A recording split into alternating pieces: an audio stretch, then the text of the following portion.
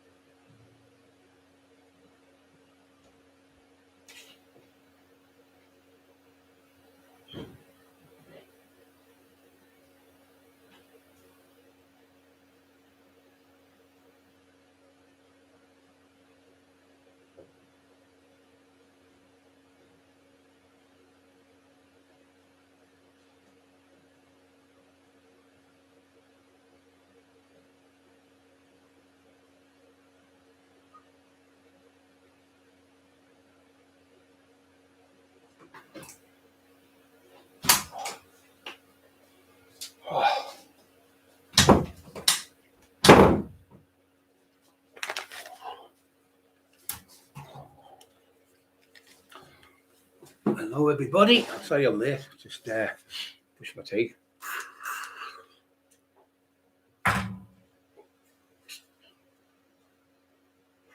Johnny Jump, hello mate, Mary Howard, Rob, hello Rob, Ronan Fernandes, hello, I'm okay, thank you. Bora, Tifo, 1990, Scotty 1994, Sam Westhill, yeah. Johnny again. Steve Mack, how you, son? You hope you're okay, brother? Love you. Mary Health again. Janice McFadden, evening from Celtic. Aye, no bother. You drive me to the Bambi cane, you lot. Surely I knows that what we're talking about now. She's Scottish. Drive me to that Bambi cane. That big jacket thing. People in England haven't a clue what we're on about. You give me the books, you. Give me the Jandies. Trap Mafia. Just Scottish. Trap Mafia was what I'm on about. He's Scottish as well, so he knows. That wee dog. That wee dog out here. First thing they say in Glasgow and Court Bridge where I'm from, I'll cut that cunt's fucking heat off. Heat right off his. Instead of saying the window, they go, shut that windy. Get that windy shut you. I'll give you something to laugh. Do you want me to take my hand off your face? That's the other one. That means slap you. Yeah. Sam Westall, Johnny Jump Trap. Okay, Hugh Erdberg, another Scotsman from Greenock. He knows what I'm talking about. He's laughing as well. I can see the tears on his face. That wee jacket thing. What's that big jacket thing? You give me the books, you. Give me the jandies. Big glaikit bastard. That big gomless fucker. I talked to glaikit being stupid in Scotland. Dee. Sam Westall, evening, invisible, laugh out loud. I'm not invisible, laugh out loud. Sam Westall. Evening Trap, I'm not invisible. Where are you? Can't see you. Trap. Not invisible. You're not invisible. It's not unusual. I was saying, little John's just been on the phone with me, mate. So we went to the book signing. I did the book with Steve Richards. And told the truth in the book, obviously what happened in the day. Oh shit, got me phone me, I'll turn this off because the other night was going off and on. And so he's asked me these questions and that questions obviously he gets everything right in the book, see. But the other one. So guys, don't forget to push the like buttons, push the thumbs up. Hope everyone's okay today. It's been a wonderful day, but it's been a bit. I was out in the sun for about. What I do is I can get 1,200 seconds.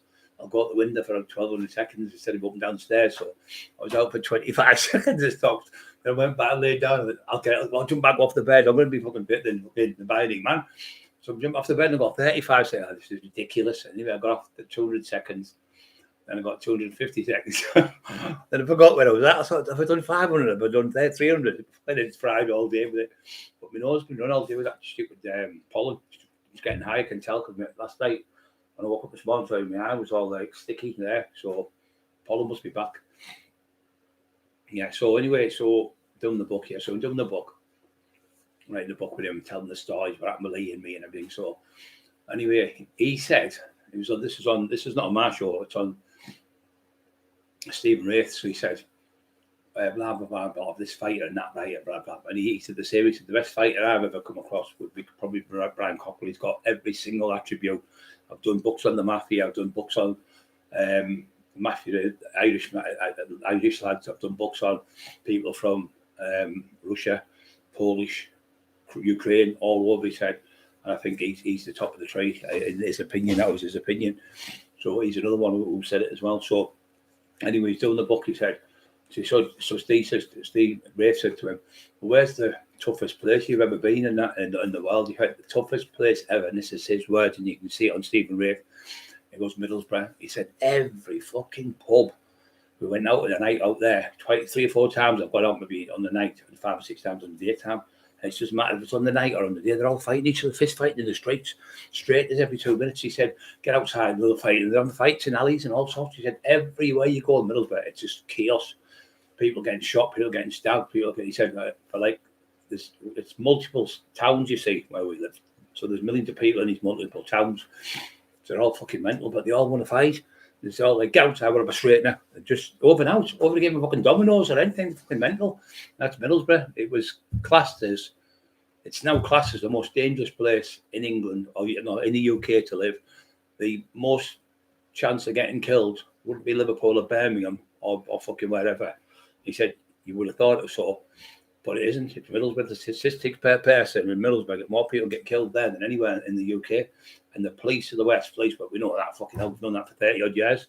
People around you phone 999. Well, certain people can phone them. What is that 101? I want to report them. I want to get the authorities. I want to phone the authorities. Got fucking 4 phones, 2 out there. One of these 4. Hello, was that the one before? Hello.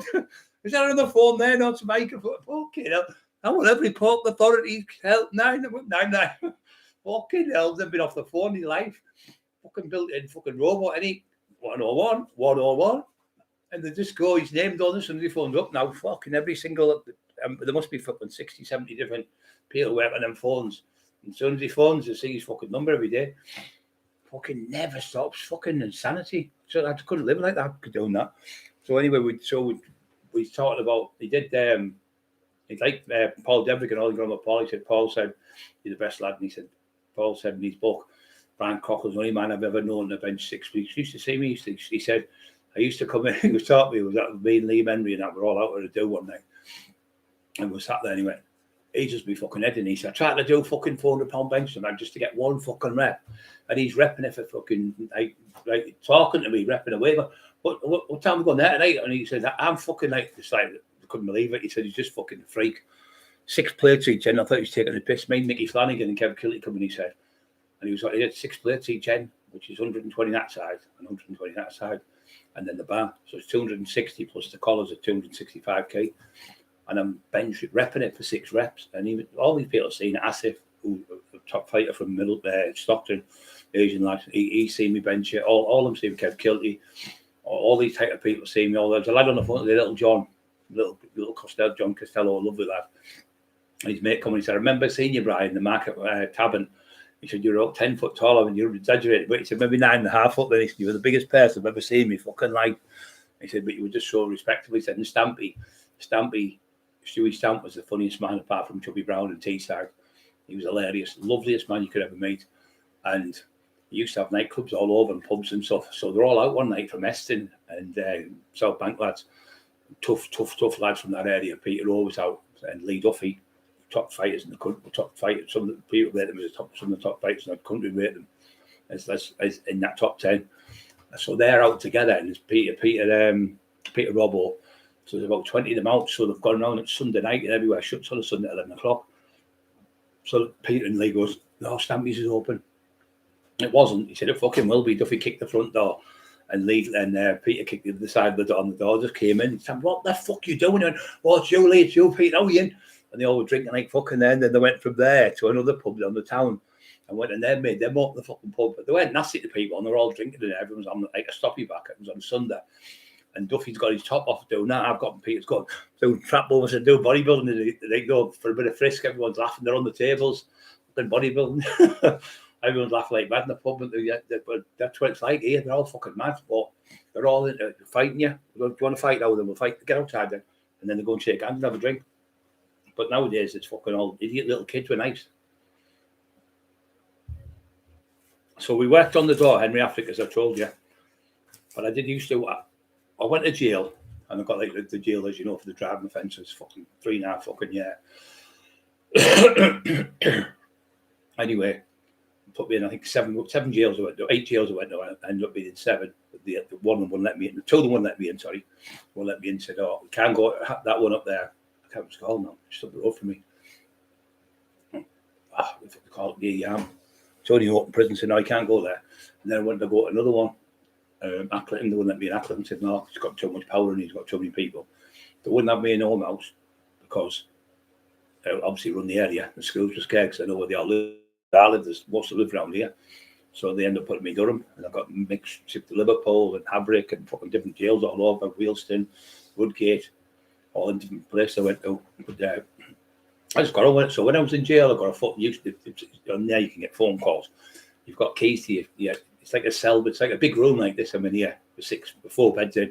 So there's 4 years in each room. So there's me, Dave, this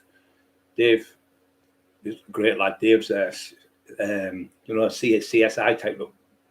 He's a professor now, but he's like the CSI type one of them ones who goes around, does the crime scenes and everything. He's absolutely brilliant. But what he does now, he used to do that. So now he works in the colleges and teaches the kids how to do it. You know, the younger generation will come up. So he's one of them, forensic officer, like a top range.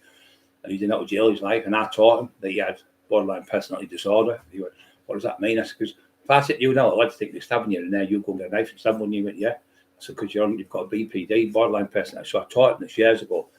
And he come to me book signing. He went, do you know what you told me that about BPD? I went out, I went to see the doctor, told me, give me the medication. I've never been back to jail since. I've got to thank you because I'd have still been not knowing what was wrong with me. So I taught me, I had that, I helped him in jail. And we used to get like young kid, we had a young kid up in Newcastle. If you're a good kid, they called you like little belter. So I had Mark Steele with me. He was in for a shooting. He got 10 years. And also I had David with me. And then we had the little belter. lads. There was 4 of us in the pad, and there was another lad from called Pawn King. He used to make pornos and sell them on the market stalls. And he got about 4 years. He was from Hull, so he was in with us. Only a little tiny ginger. He used to be in a band called, what the fuck they called? I can't remember the name. He was in a band and he used to teach me. I was playing the guitar. I used to play in school, so he was teaching me to play the guitar. He was really good. And he was in with us, and we all were in this little pad. We'd all have conversation on the night about different topics, like we do in here type of thing. And we used to have a great laugh just in the cell, having a laugh. So Dave was running because he was super fit, Dave. And Mark used to train with me on the weights. And he used to call me Big Vern. So he was called, we called him fucking psychodelic Dave because he was always stabbing someone out of his. They called me Big Vern. We called him Mark the Professor because he was a fucking genius. Absolutely really intelligent. He worked for the Ministry of Defence years and years and years ago. He was 20-year-old. 35 on, drugs, bells, both.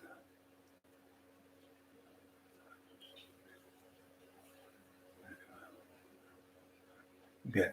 Right, so anyway, so we're in the pad and we're talking about this thing and that thing, and we used to come out with all sorts. So anyway, this young kid coming, like I say, he looked like a Kess. Remember the little kid off Kess? He was that big. He looked about 12-year-old. I thought he's going to get fucking bullied him.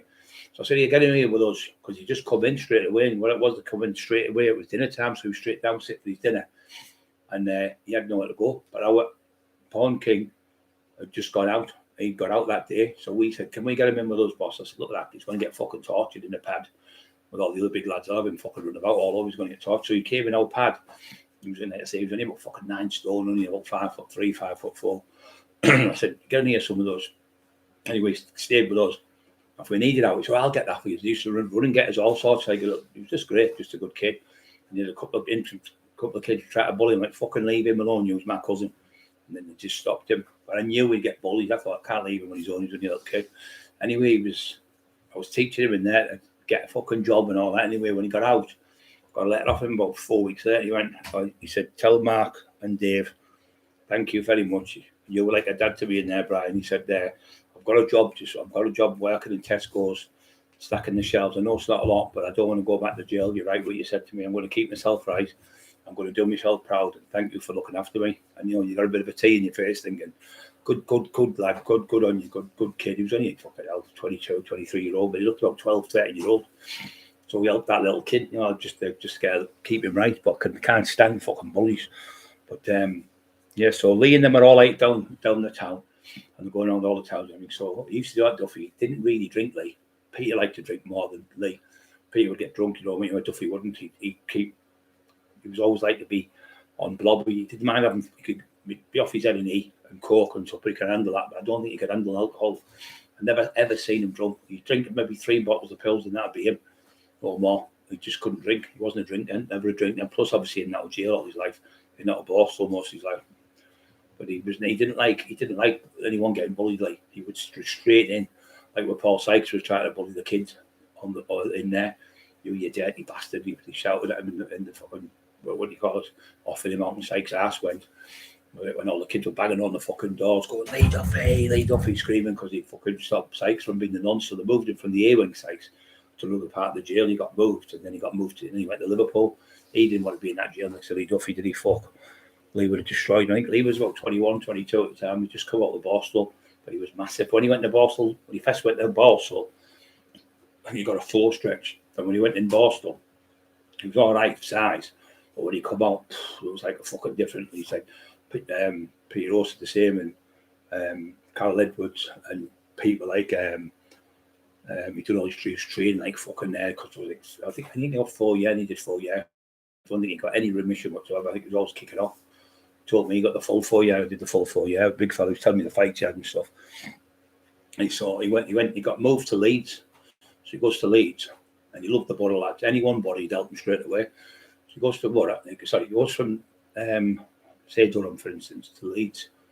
So he's in Leeds, and a couple of big Rasta lads, 6'2", 6'3", big fucking lumps, big 17-stone lad. They were in that jail. So Leeds got in the jail, and rough lads from Leeds, some tough lads I know quite a lot because I was in jail with them. I know some of the top the dealers from that way, really big, massive fucking big dealers, multi-millionaires who run the town, really good friends of mine. But I've done work with them in the past and helped them. I've had fights with people from down there and stuff like that.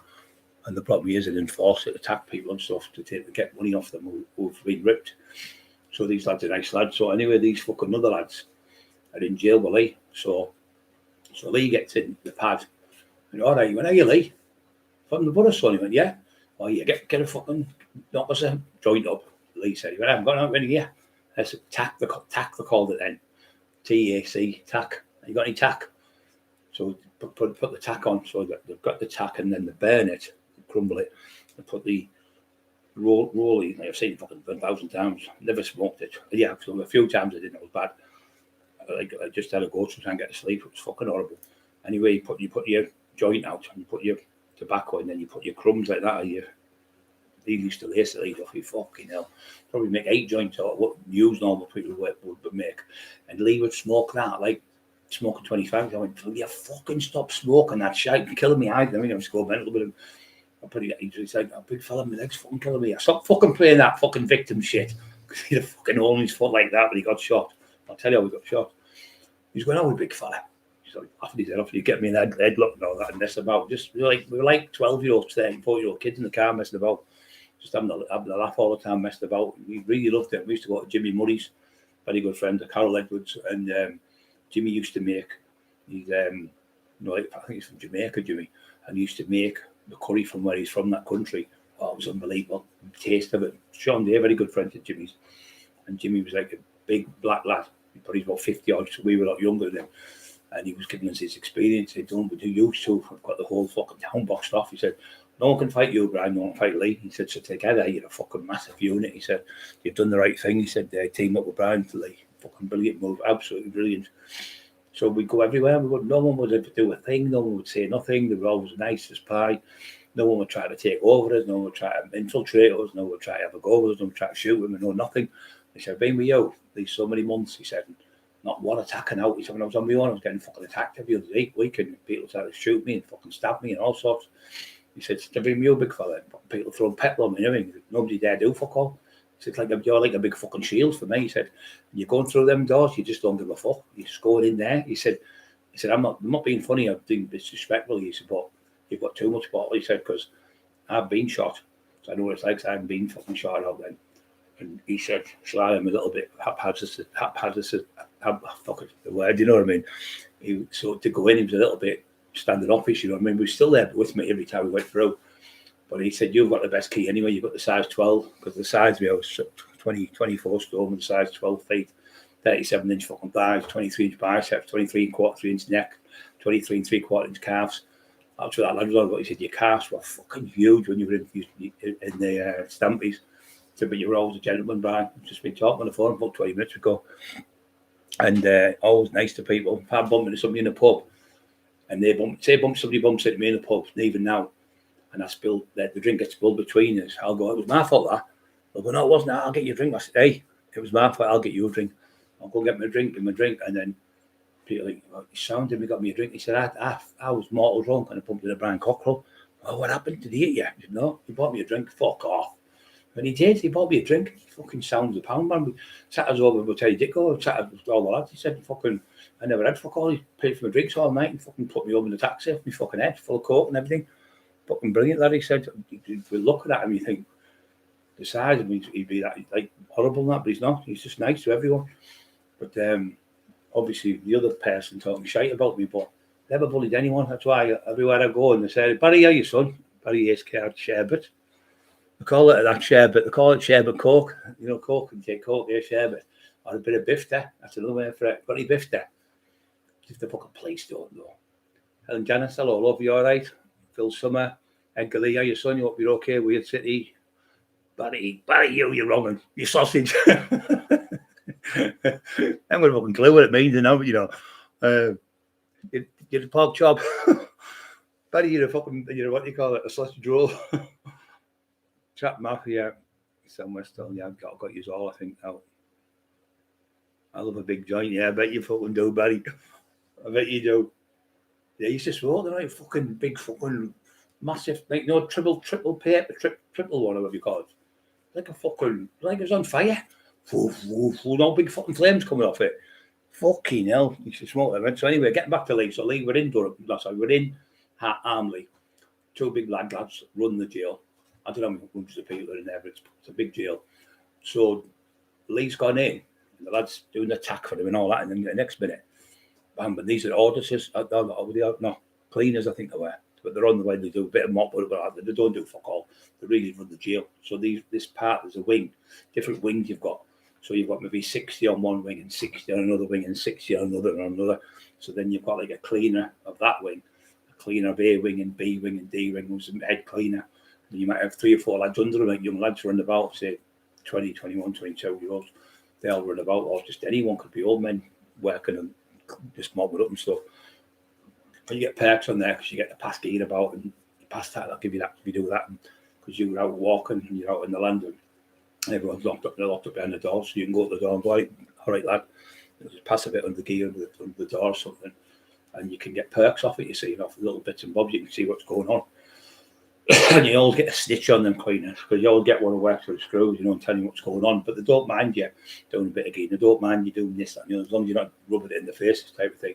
So they're okay, because you've got to have a bit of gear in there, because if you don't, the fucking lads go crackers. So if they're smoking a bit of tack, just calms them down and they're okay. But obviously the other stuff's shite, the heroin, because they're all stabbing each other, because once you're on heroin, you start taking it, your body needs it, like you need water, you need food. So it's not physically addictive, it's mentally addictive. It's not mentally addictive, sorry, it's physically addictive. So once you're taking that, so what happens is, this is what I said, to a tasker they called it. Just jump from one jail now to Thorpe Arch, and it was called Wheelston. I think it's the Lifers Gym now where Brunton and them are at. So it goes to Wheelston. So we used to be able to go on committee. It was me and Mark, and we were all the clever ones were on the committee. There was a couple of black lads from Liverpool, good lads. They were in from there. I got on with them. And we're all sitting on the panel.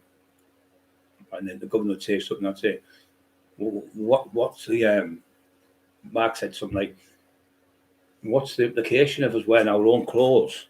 If it's an open jail and you just walk out, what's the difference? Why should we wear a prison shirt when we could wear our own shirts?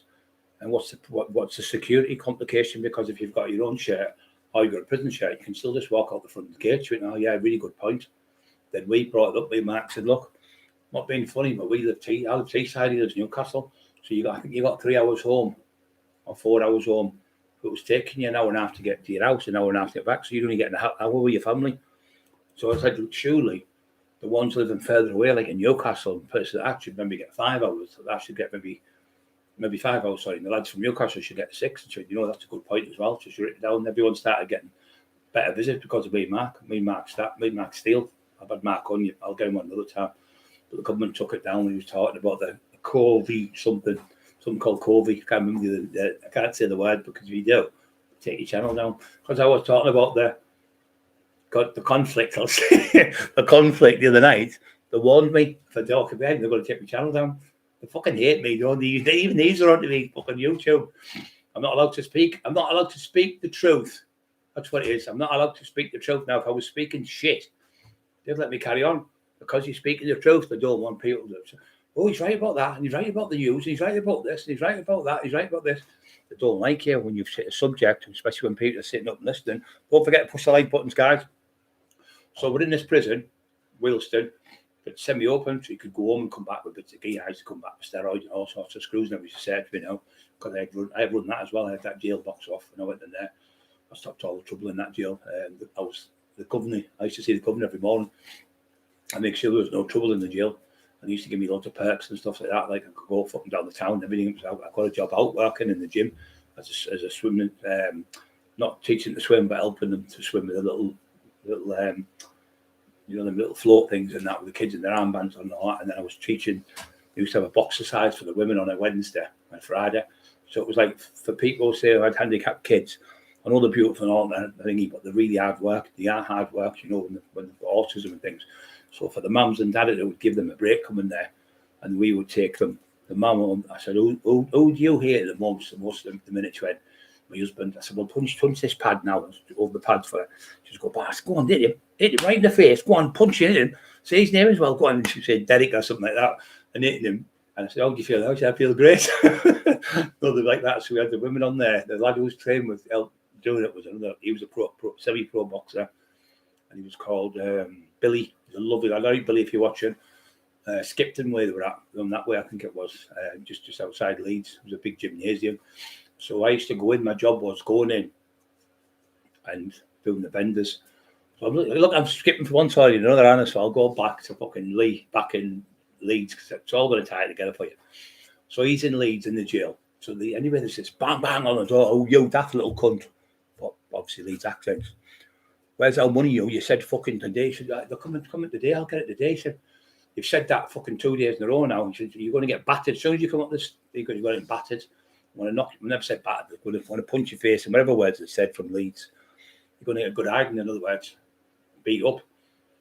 And then Lee just sat there and went, smoked like that, listening. Never said no. So the kid went. So anyway, it was about 10 minutes before dinner, and all of a sudden, beep, said the alarm went, whatever noise it makes, like to tell you it's dinner time. Like, so, like a siren would come on or whatever noise. So, all you could either hold that, open up, all the bolts opening with the doors, chains rattling, or the screws opening the doors. So they're opening the doors, and the kid says, leave it over then. He went, I can't, I'm going to beat me up then. Get fucking off there now before I drag you off. Get off there now. You're from Butter. Get behind fucking me now. When they come next to you, stand next to me. Thank you, Rob. Thank you very much for support the channel. Hit the like button, subscribe. Rob's always helping us. Always helping. What a great lad. So Lee's got this young lad. He's about 23, 24. He's about fucking 10 stone, 11 stone. Only about 5'7" or something. Just a little jail rat in that jail all the time. But Lee was from the Butter, so Lee was loyal to the Butter lads. Don't forget to push the like buttons, guys. Rob's told you. So, Trap Mafia. So, these two big fucking rastas come in and went. So, what it was a big, it's called the gravy line. So, the big gravy line means there's a load of men stood waiting to go for your food. So, they're all stood along this big line, like, say, pointing to you like this. But at the side here, there was it's like me going here like this, you can't see me. So, down there, they said, the lad come here to the side. So, he went on the side here. There was another way you could walk through to another passageway. And then the gates were locked. You couldn't get through, but you could talk to them on the side. There was no camera there. So he walked out with him. He went, leave the kid alone. Done that long. He said, he's going to give you the money at dinner time. You'll get your money, lads, at dinner time. And they went, who the fuck are you? And he went, bang, bang, left, right, dropped the fucking both of them. And everyone in the jail, there about 60 lads stood, all just turned around and went, fucking hell, did you see that? He says, fucking Sparks here, Tom and Jerry, whatever. Whatever fucking names they were called. And he sparked the both of them clean out. And Lee just walked straight back in the queue. Blood smoked a joint like that in the fucking queue. Put the thing on the floor and just stamped it out and walked down. The lad for his fucking food. Come back. And it was about, I think it was 2 days later, and they come and got him. And they moved him out. They grassed him up, them two Rasta lads. But he went right up, and left hook, sparked the both of them. He said his hand speed was fucking phenomenal. And bang, bang. It was just two flashes. Two of them were sparked on the floor. Everyone's talking, but we even heard about it outside. You know, people in Teesside heard about it because used to get people going like Carol and people would tell the story what's happened with Lee. And people used to go up from like South Bank and Grangetown to see him, and then the lads in from Middlesbrough and there, and other lads from Leeds would come down and he had friends from all over Leeds, Sheffield, Leeds. He'd beaten all the jails, Liverpool. He could go anywhere, and like Liverpool, Manchester, anywhere, and be welcomed by people because he was liked. He was liked by the lads, and especially the lads who could have a fight. He's like, you know, he could go anywhere he wanted to bounce about all over Newcastle, Sunderland, anywhere. And he just got his own. He wouldn't need it. He could say, Buster. Buster's a taxi driver, we know. Buster, right, we're going to Manchester. And he'd do things like that and just jump in the fucking car, go to Manchester and go missing for 3 or 4 days and come back. So then he'd sneak back to Carol's and he'd try to get in. Carol have him locked out. Sorry, Carol, for grasping up. Carol have him locked out. So what he used to do, he'd go, Peter, to his son, throw stones at the window. Peter, open the window. Mum said, I think my mum's awake. So he'd sneak in, he'd open the door for Lee and get him in. And she could hear him, Carol, but she pretended she couldn't. So what she used to do, she used to listen to them talking. She said, honest to God, she'd have tears run down my face because he was saying, I love you, no, son, I love you more than anything in the world. And he said, I'll do anything for you, you know that, son, and I want you to be better than me and be a better this and better that. And he used to talk to him for hours and hours on the bench. She said, I could hear that, my door would be open, I could hear them talking. He'd go get us some juice or something, he'd go down and get juice and come back up and they'd be talking. She said, 3, 4, 5 hours talking, and he'd fall asleep on the bed with him, and he'd be cuddling to his son. She said, the memories she's got of him doing all that was great.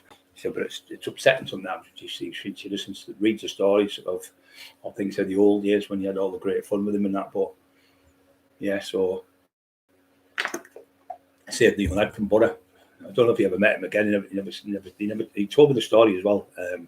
He told me a few of the stories. So when I'm telling the so-called one who was writing the book for me, I'm telling him all these stories. You know, I've never read this one. Yeah, because Lee's only told, I didn't know Carol then, but Lee's only told Carol in letters, but he hasn't told everyone. And only a few people in the body knew, because like I say. So that's why I knew more stories. Just knocked around him. I was with him I knew him since I was 20. And I met him when I was 26. I met him. So 6 years I knew him before I bumped into him. And John Black would tell me stories about him on the door. So he's just like you. He can knock anyone out. He can move like his hand speed. He said he's not as strong as you, though. But he's really, really good with his feet. Work, and he stayed with him. John Black took him in. Looked after him for a few years. John Black, and taught me to box as well. John Black, lovely man from South Bank, Queen Street. Really didn't know all them stories. That's the other one. He didn't know nothing about John Black stuff. He didn't know nothing about the doors. Didn't know nothing about Henry Africans and all that. So Lee could be like, he could like tear on somebody in a sixpence if he was in one of them bad moods in the day. But the same bit kid. But if he did out wrong, he'd go back and apologise. He'd get him a fight with someone and he thinks he was in the wrong. He'd go back the next day and go knock on the door and say, look, I had to go last night and I'm really sorry. He said I was drunk, or he didn't get drunk, but to him he'd say that I was drunk, or I was like full of gear. I took it wrong. You come over, I thought you could have a go with me. So he'd say, I'm sorry, I will go out for something and take for a meal and everything.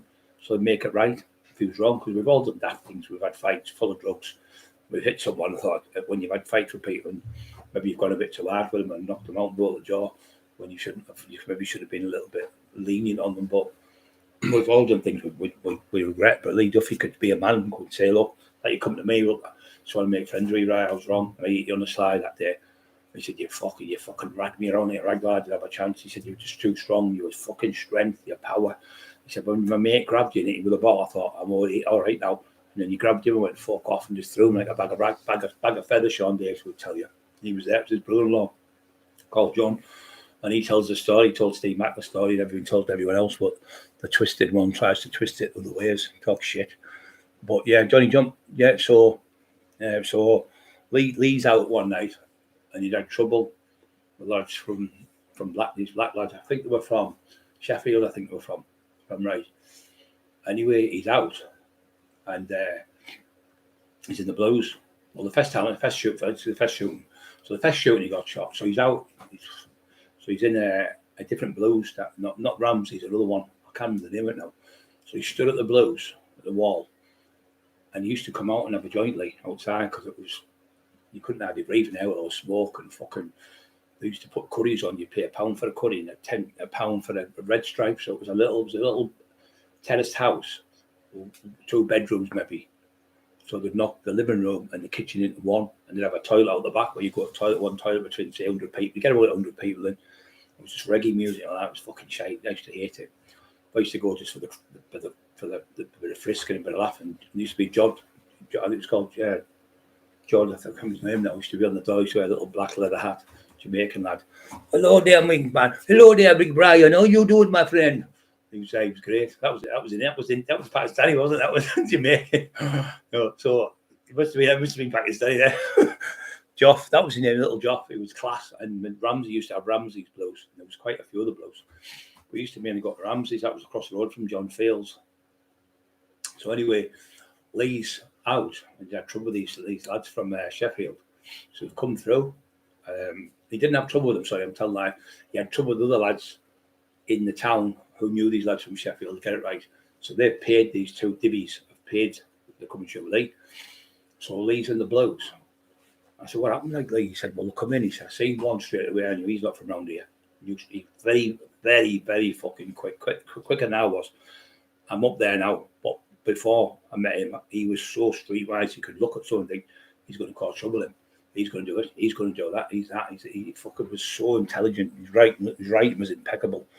So he said they'll come in. He said, I knew they'll come to me. He said, I've just seen in their eyes. I could look straight through them. And I was lucky I was near where the light was, because it was usually pitch black.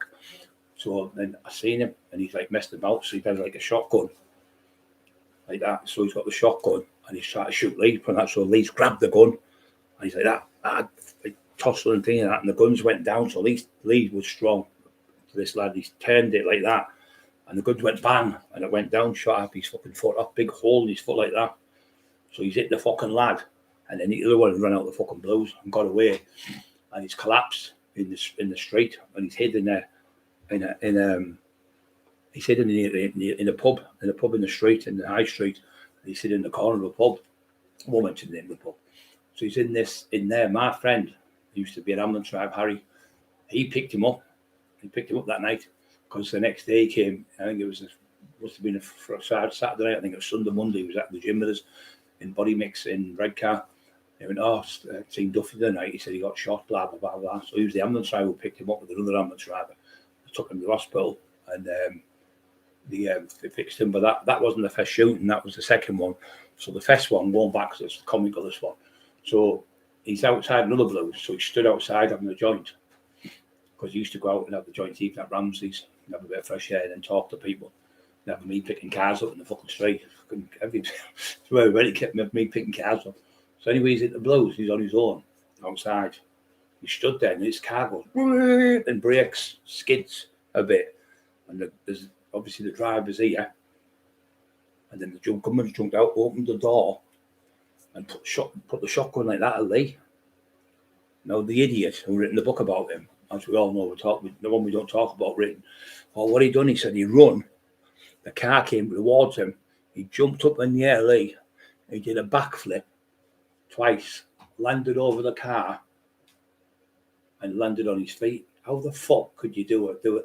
What, stood still at the wall, smoking a joint off his head, and then he's run at the car and did a backflip, two backflips, landed on his feet. It was the Matrix. Fucking shit. Never the such. I know the full story because they told me about 4 times the story. So the lad, I actually bumped into the lad from fucking because I was at Warley at the time, and the lad who did it was over. What happened is Lee didn't know this, the so-called idiot. Didn't have a clue it was over. So why did he shoot? Why did he get shot then? Who paid for it and what happened and all that? He went, I don't know. Yeah, because you don't know now. So what happened is he taxed the dealer from out the way. He went in this house, and this lad was selling, not ecstasy, he was selling strawberries. Used to be called strawberries, acid tablets. But all he had is a piece of paper like that, bits of paper, little tiny little squares with a strawberry on them. When you take one, you're off your fucking tits. I've done it a few times. Oh, terrible, paranoid to fucking death, horrible. So he's got in this house to tax this lad because he's supposed to have about, 10 key of cannabis supposed to be getting delivered. He got tipped off. He's getting 10 key tonight. I know a lad who was buying 2 off him, and another lad who was buying 2, but I know who supplied it. The other lad who supplied it was an ex heavyweight champion boxer. But Lee didn't give a fuck about him. So Lee's gone to the house, knocked on the door, and the lads opened the door. So it was just like a little terrace house, the same as where we used to be in the blues. So he's got up the stairs, and it's like a flat. It's like not a flat. He's opened it into like 2 rooms, one the bedroom, and the other room he's opened into one. So it's like a big massive bed sit type thing.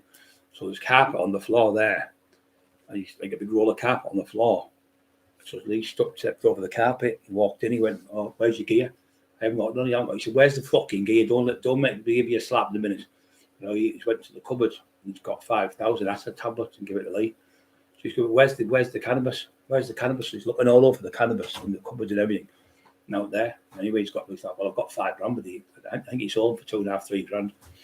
I don't know what I've got them with big $2 grand on top of it. He was like that. He gets something like $1 grand, they say, and the $5 grand, you say, just gives $2 grand. So you just have the money to spend it on gear and that and run about like a madman because that's what he's like. Cockerill will tell you. Don't forget, push the like buttons, guys, if you like these stories. So only 48, push the like buttons, come on. It's getting worse, you know. We used to have 100 people pushing the buttons, come on, what's going on? So Lee's gone. So Lee's gone out of the house. And he's gone. So this lad who shot him, I'll tell you what happened. So Lee's got the gear off this lad and done one, but he stepped over the carpet again and went down the stairs and jumped in the car and fucked off. So as he's gone, The lads phoned the other man and said, oh, he's got all the stuff, the full 10 kilos. He went, no, I never got the kilos. He just got the fucking range when he found it. He said, he only got the 5,000. He went, oh, that's all right. That's the bad. But it still cost him maybe a couple of grand, the lad, for the acid tablets. So anyway, he put a contract on to get him shot. And the lad was from Durham towards Newcastle, between Durham and Newcastle, that way. So I actually bumped into him I was going to visit someone who worked on the door for me in Durham, and he was in the prison. You had to go in, there's a little bit here, you'd go in and sit, and they were like administration people, like, you know, like probation officer type people, or people like sitting vice bureau type people. They'd be there like getting your visit for your person. You know, I'm the one who shot Lee Duffy. I'm just I'm up. He said, but they've given us bail. So I ended up shaking his hand and saying, all right, what happened? He told me the story. So the one who actually shot him told me the story, and the one who actually paid for him told me the story. And Lee told me the story. So he's trying to tell me a different story, but he wasn't even fucking there. Wasn't even fucking left school. Fucking shit. So anyway, Lee's found out. You know, he's big stupid cunt. He said he forgot to get the fucking 10 kilos, so he took it like fucking raging. So he's gone back to the lad's house, but it's gone next cat, and the lad's fucking moved. He's gone out the house. He's fucked off. So anyway, fucking Lee's about 3 or 4 weeks, maybe a bit long, maybe 2 or 3 weeks later. So Lee's at the Blues having a fag, having a joint. Next minute, car pulls up. He's drove here. The government's opened the door and went, I'm going to fucking shoot you, Duffy, I'm going to shoot you. So Lee stood there. So he stood with a gun like that. And he looks it in his eyes. He said, I could see he didn't have the fucking ass. He said, I knew he was a shit house. So Lee then went like that to run at him. And then Lee had the band going off. So what he done is he jumped and split his legs like that. You know, like when you do the splits, he jumped up like that and split his legs. So the pellets hit the floor and some bounced off of it in the knees and in the shin. But it didn't make a lot of mess of it. It was like the ones I got 3 in one leg and 2 in the other. For lad, he had a gun, he was going to shoot me right in front of me. Ran across the road, the daft cunt, and pulled the trigger. I think by the time I got over the road, it all just fell to pieces because they only go so far, the spread on a shotgun. So he shot Lee and done a runner. He ran off, left the fucking driver. The driver's trying to reverse the car by and everything and fucking run. So he ran off the driver for fucking Lee chased him when he got away, but he ran at the car. He did not do a fucking somersault over the car and 2 backflips and 5.3, 6.4, 7.5. Wasn't fucking in the Olympics, you know. It wasn't fucking ice skating or something he was doing. The fucking shit he comes out with. That was all misconstrued lies again in the book. Made up about Lee doing a triple somersault and landed on his back feet. Well, how can you, if you stood against the wall here, the car pulls up in front of you, you only got 2 or 3 feet in front of you, and the lad's behind the car door. How the fuck can you do it? Run and do a somersault over the top of a car? It's impossible. Fucking shite comes out with.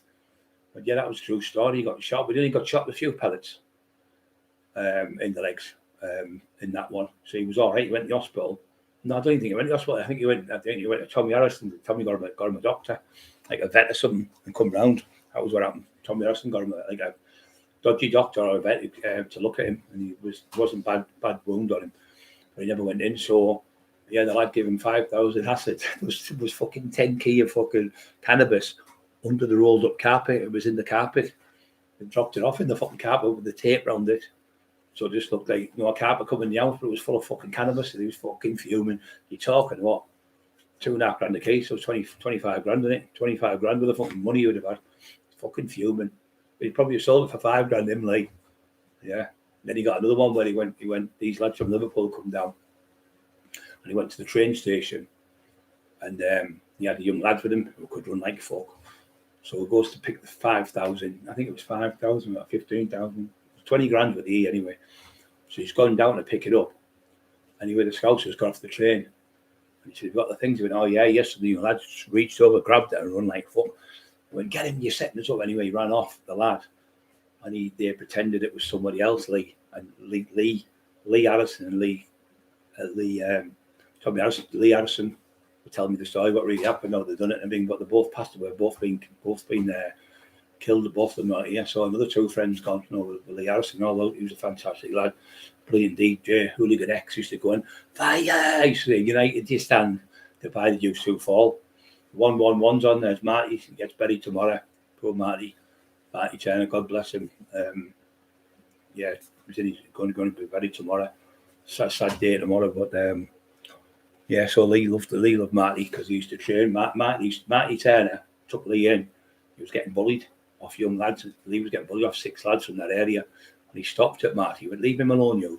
When he was like 6 or 7, boxing Lee. When he get to fucking 11, 12, he could destroy them all, and he always remembered them. And I was out with him one day. I only ever seen Lee Duffy slap one person. And that other one, Arthur, he was punching everyone every day. He was breaking people's jaws. No, he wasn't. He wasn't at all. Absolute shit.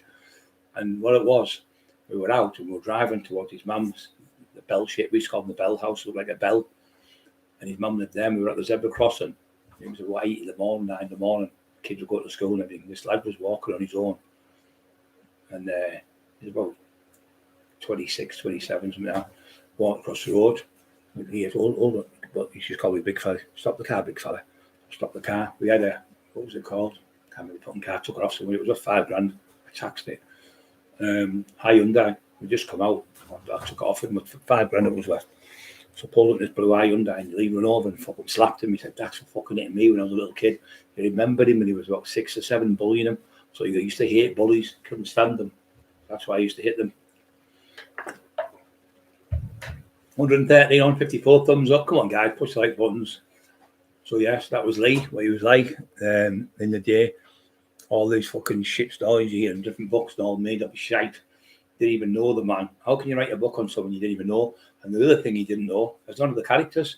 There was only people like Terry and a few other people.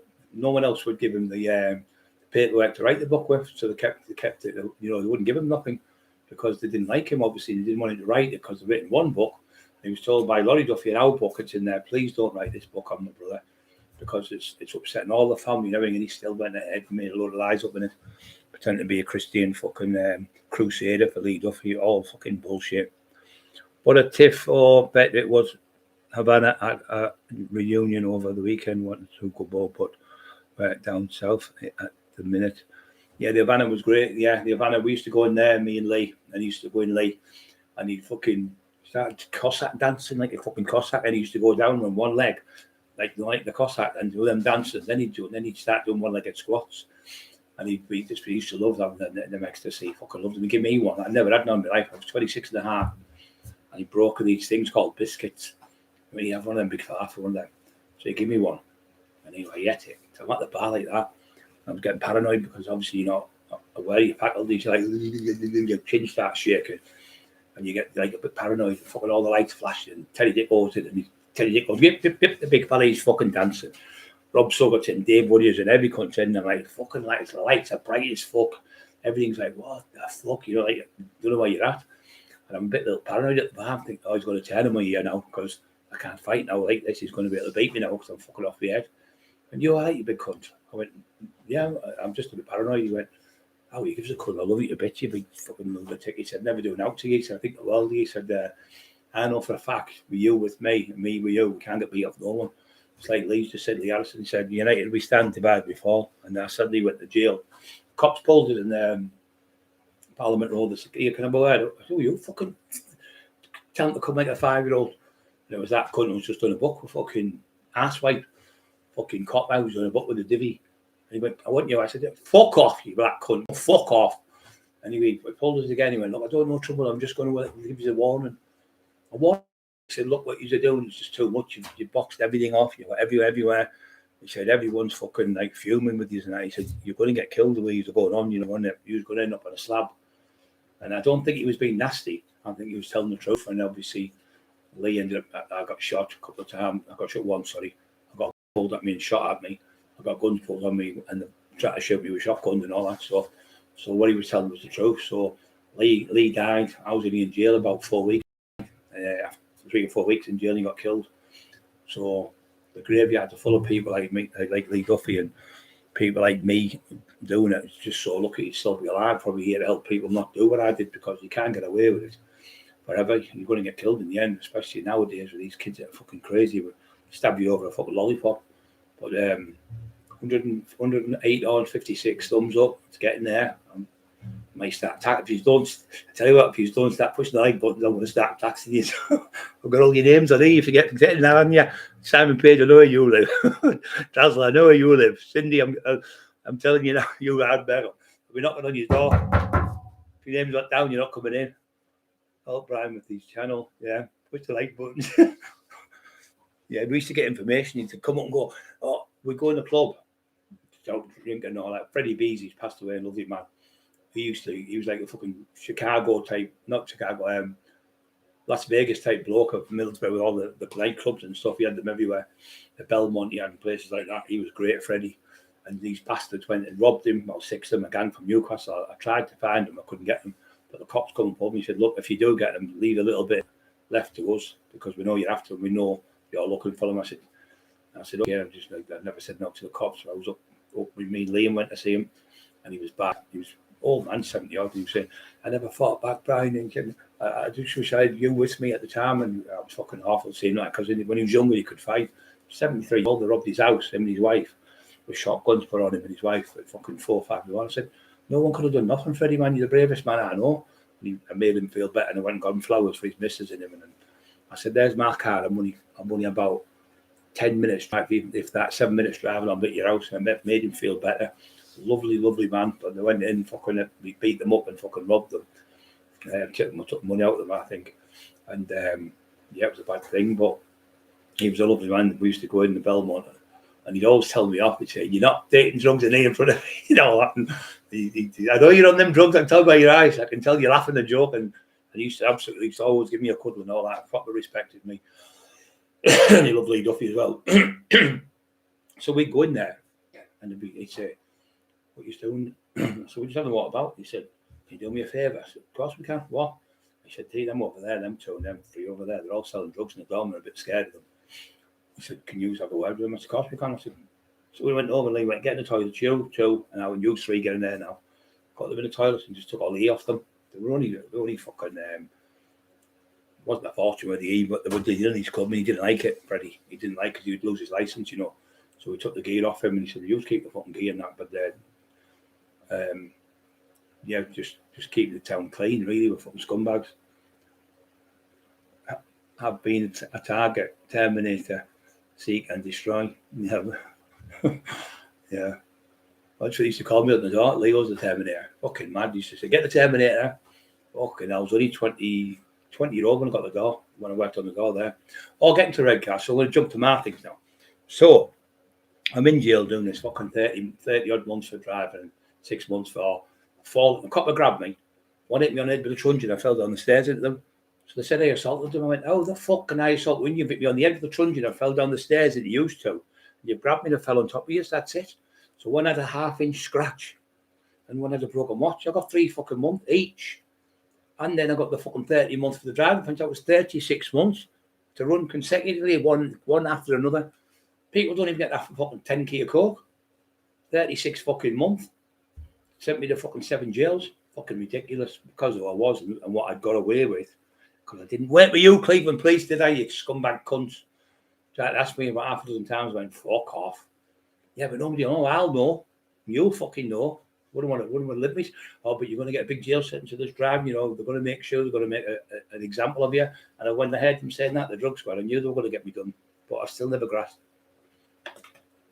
I still never made statements. Same as the one man the shed, the man the shed. I wouldn't say that about him. I actually went to the car and got all them off. It was fucking. I didn't know there was 14 after. That was 10 or 12. And I found out by Cookie, who's done the thing with Glover, who was obviously one of the ones who were in the house. He came out of the truck and said, no, there was 14 people. And then the young kids come forward who was in the house, who was the neighbour. Tommy Harrison's son was in, Andrew. He lives away now, Andrew. And the neighbours, and all the other neighbours seen how many people went in. There was 3 jeeps full of them with shotguns and fucking handguns and fucking baseball bats and hammers and bars and knives and all sorts. And I'm still here. You put me down, but I still got back up, didn't I? I was still wanting to fight. Now, when I ran to the fucking, well, I didn't run, I was fucking hobbling on one leg. The kid went, it was like the Terminator. He said, oh, you went down like the Terminator. I just got back up and just, like a horror film. He said, the fucking shit. He said, really? He said, come on. I screamed like a lunatic. I couldn't even remember that bit. And when he told me, I started remembering it.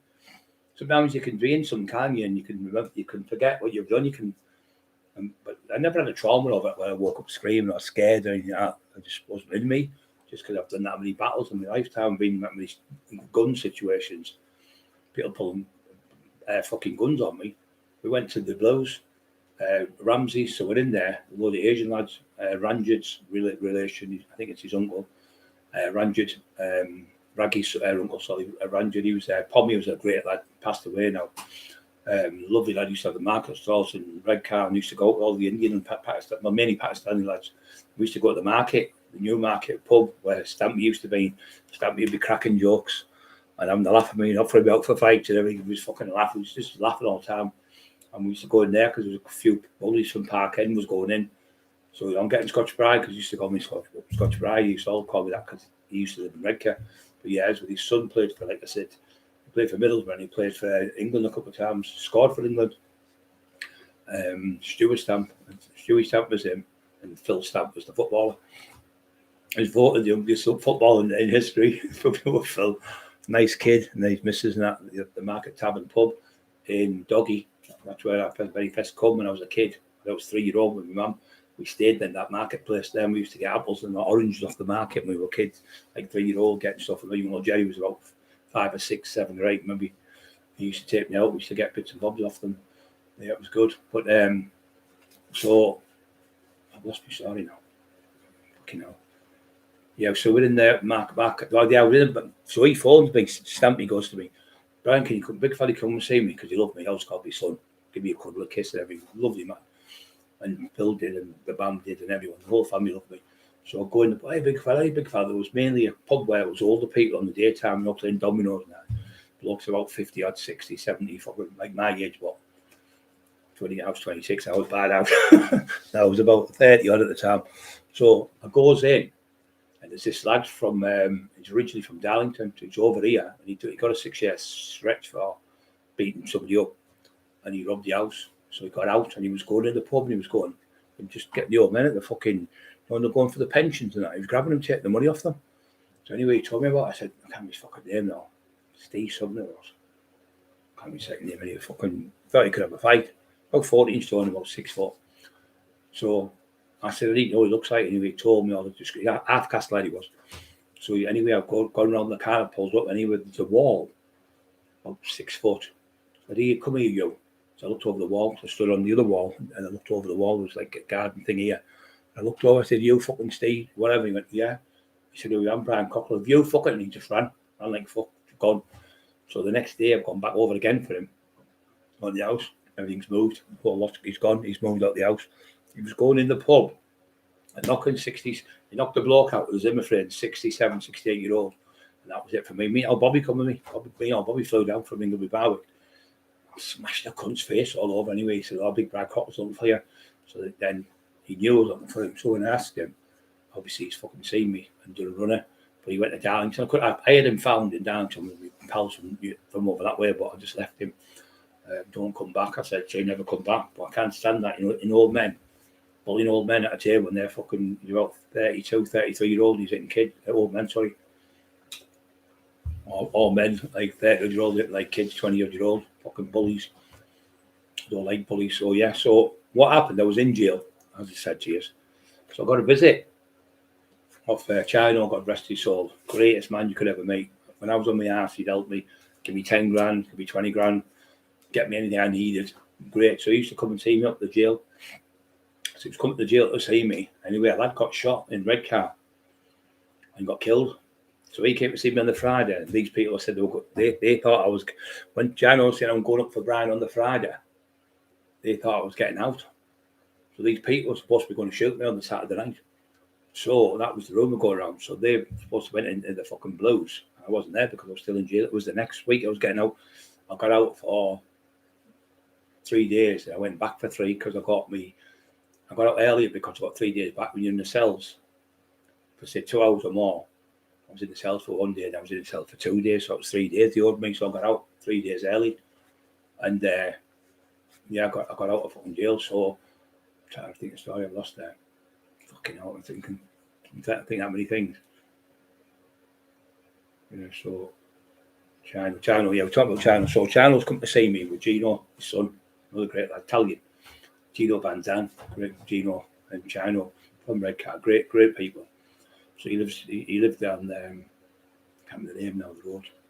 Lovely road where Dr. Duncan lives on. Dr. Duncan, my doctor, who I did my medical for my boxing. I got my certificate. I can't remember the name of the road, just before Dormanstown. You can turn left and go right down that big long road into the town park, with the main park, Lock Park, goes into there. So he's come to see me and I've come home. So I'm going to say, I'll come at yours. Telling my mum, dad, so what it is for anyway, a bit of trouble. These two big lads, big lumps of lads they were. And I put them out of the car, going to have a fight with them. I'm only out for fucking 4 hours or something, 3 or 4 hours. So I'm out with him and we had something to eat and that. Anyway, fucking, what was I thinking? Hold on. So I've chased them, but I've been out. So Chino comes to see me on the Friday, like I said to you. So I'm in jail, comes to see me, do you need out? And he used to give me 50 quid in a visit. I'd just put cheek it between the cheeks and I'd screw things the fuck. And he'd come in with like a talcum powder and he'd just take the lid off and he'd put some steroids in the bottom for me and some bits and bobs where I needed, like a couple of quid. But I always give you a couple $100 quid. Put it in there and they used to not bother. They knew they had fucking daft at school because I was keeping the jail smooth. They were all right with us. So I'm in there anyway. I got a phone. I made a phone call on the Sunday night. Oh, there's a lad being killed. He said, the rumour is you've had it done. I'm in fucking jail. So the next minute, fucking, was it Monday? I think Monday they came to the fucking the prison. I was going to speak to Brian Cockerill over the murder of such and such from Dormanstown. Was shot with a shotgun. The kid even killed his dog. They blame me for the fucking thing. The cops come to play. They caught them in about 4 or 5 days. 5 days. They caught 6 days. I think it was. They caught them, and one of them I think got 30 fucking years or something. But they blame me again. They come to fucking prison. Tried to interview me. Fuck, I've not taught you. But they were going to give me a gate arrest, but they didn't know. They didn't know I was getting me 3 days. So I thought I'm not going to mention that until fucking to my solicitor until they've gone. So I knew they were going to come. So they came on the Monday, and I was getting out, say, 3 days after that, say, I phoned the solicitor, and then he put in the thing, and then they said, oh yeah, so you got 3 days back. So my mum, instead of Chino coming for me, I don't want to be seen with him because the rumours going about me. So I got my mum and dad to pick me up. My dad came in I can't remember what the fuck the car was now. It's a maroon coloured one. I can't remember the name of it now. Like an old Cavalier or something, I think it was. He picked me up with my mum and they picked me up at the bottom and took us back home. So I stayed at my brother's. I was skinny to my brother because I lived in England, Barwick. I kept my head down for about a month or so with the cops and that. Then I went out. I went out one Saturday night. I went back over and I thought, right, I'm going to take over everything. And I started going around, infiltrating. Who was doing what? What you getting them for? What you get them for? And I started negotiating off every cunt allegedly. And I took over everything and started getting all the clubs, the pubs, the bars, everything.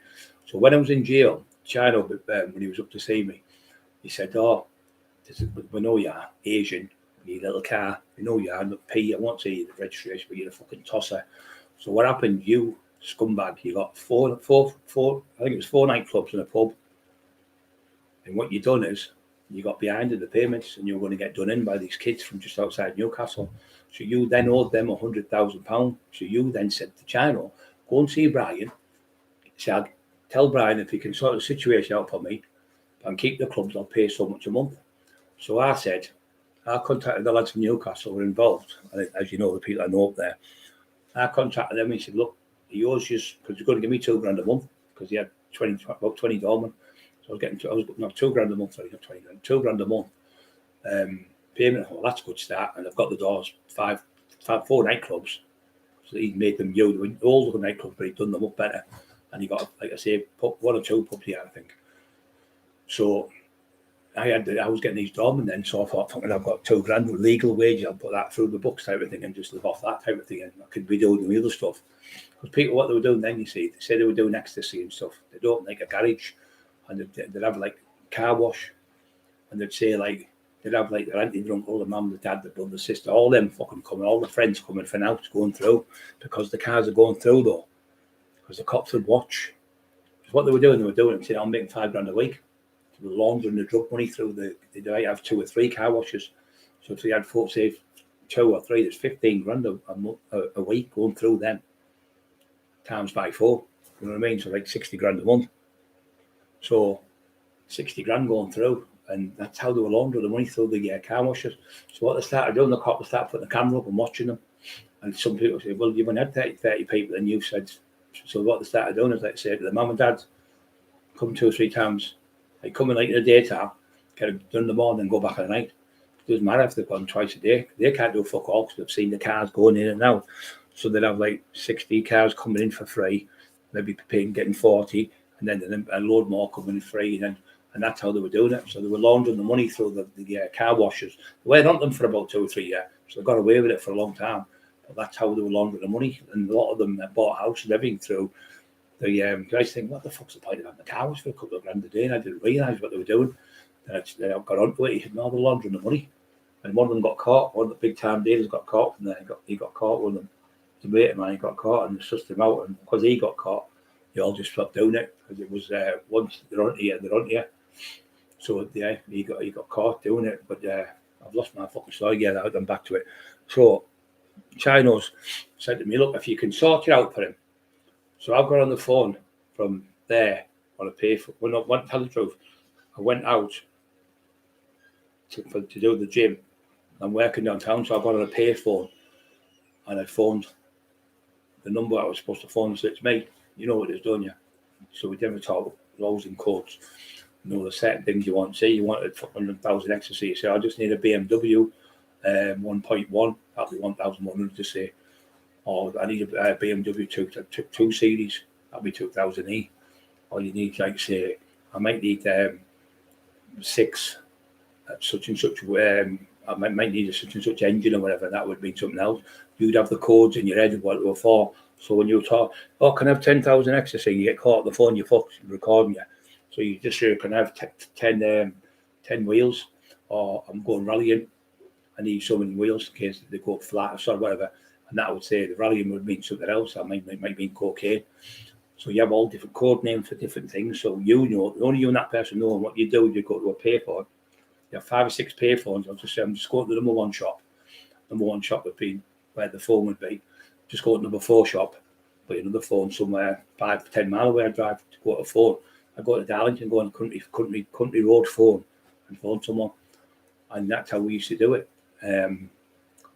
Okay, Dave, evident welcome, Brian, YouTube family. You are welcome very much, Dave. Don't forget to push the like buttons, guys. So we do all different codes. Like, I've fucking only got a punch in the BMW, so that'd mean you need a key of say speed. I've only punch it on the fucking the Cosworth. That'd mean a key of core. So all different. This is allegedly, or me just making it up. And you do these things where you wouldn't say, I need a key of coke, I need 20 keys of the smoke or whatever. Different codes for different things, but you know what's happening. Thank you very much. Oh, Matt Carney, thank you very much, mate. Make a big difference. I would love find it easier to help more time find the inner bridge to help a wild volatile fight to discover their inner calm. How would I get the best out of these 2 different men? If you leave it with me, mate, and contact me later on, I'll send that message to you, because I can't do it on a live. So what I'll do is I'd probably better talk to you on my YouTube channel. If you just text me on there, Dave, but no problem, mate. I don't mind answering you back and helping you with that, no problem. So just finish the story. So I'm at Redcar, so I'm thinking I'm getting out of here. So I get out of jail. 1996, I went out for a couple of days, then I went back. So when I'm out in 96, this is before I go, I get out in 96, I lost about, I think I come out 20 stone, 10 pounds, but I was fucking ripped to the bone. I had a 6-pack. My hand speed was when I was doing 10 3-minute rounds, and I was doing 6 2-minute rounds, and I was doing 6 3-minute rounds on the pads. Fucking training 3 times a week on the bag. I was doing sit-ups, press-ups, like an hour a day, every day. Burpees, 6 exercises I would do. We were there for them. Stevie Avedon said, Stevie Hammer said, he's the fittest fuck I've ever seen in my life. He said he's nearly 21 stone. He jumped the ball like he's fucking 10 stone. His engine's just never stops punching the bags and everything. Fitness is through the roof, and his strength. I was doing 700 pound front squat in jail. And they were like freaked out, the Geordie lads, because they were from Gateshead. Jeff Brown and all them freaked out with my he said, "Oh, Ernie Bukes, mate." And that was another thing. Ernie caused mayhem because Ernie knew all these lads. He worked the doors with them on in big nightclubs from Newcastle. Great lads to get, lads from Gateshead. Really good lads. First I had a little bit of stickiness with them, and then I found out they were nice kid, Johnny the Pirate and all them, and nice people. You know, got to know Max the Steel, his brother, the Steely twins. Great people. Just like council estate lads and just good lads, you know. I got on with them all, but I got out in '96, so I got home. So I'm out, and I'm in this place. This lad, 69 fights he had, his amateur box at middleweight, and he's with another heavyweight lad in the Steam Pack Teddy Dicko's pub. So he's going on at me, going, "You know, it's big now, and it won't be." I said, what it was, I was on license, but I'm not allowed to go in pubs, so I'm only home for like 3 days. So I went to see Ernie at Sunderland. But Ernie come, I'll just tell you, Ernie come to see me in the jail. How come you come to see him? They're saying on the visit, how come you come to see him? I've been in fucking 4 years, you've been to see me. He's only been here 3 months, and they're all crying nearly because they all love Ernie, you see. It's like their hero up that way. And he went, Indy's going, "Look at the fucking carry on I've got with you now, fucking coming to see you." He came all the way, and he went all the way to Haverick, about 4 fucking hours drive there and 4 hours back. Lovely man, just to come and see me. Lovely human being, and he was Rocky Marciano. He just keeps coming forward. No matter how big you are with him, he used to say to me, "Yeah, but you are a different level than me." "No, I'm not." He said, "No, you are. You won't listen." He said, "My dad," always said, "a good big and always be a good little one." And he's probably right what he's saying, you know, because you could Tyson Fury wouldn't wipe the floor with everyone because of his size. Great boxer as well, though. But Ernie Buick was the only man, for him, that he got rescued. So he was the only man to beat him in the street. In the ring with the gloves on. He was the only man who beat Big Graham. So yeah, it's a true story, that. And they're very good friends, Big Billy Robinson as well, and he really loved by all of them. So yeah, so I'm out on the 96, and because I've gone from 24 down to 20, just under 21, they're thinking I can't do it no more. So I'm thinking, don't get done. So Dave Woodier's there with me, and then I think Rob Suggett's in there. Teddy Dicko's in there. They're all saying, "Why don't you? He'll fucking kill you, silly cunt." He's going, "I've won 69 fights. I've only lost 4 of all this shit and doing all this boxing." Nose all splattered across his face. Anyway, he fucking said something to me. I got hit in the face with a bottle. Sold my eye. Anyway, I was with Bam Bam. Stevie Mack's fucking very good friend. So Bam Bam's with me. I got up. He verified Steve Mack. He knows. So I've got up and I went, bang, bang, bang. I've hit him. And I fucking hit him that hard.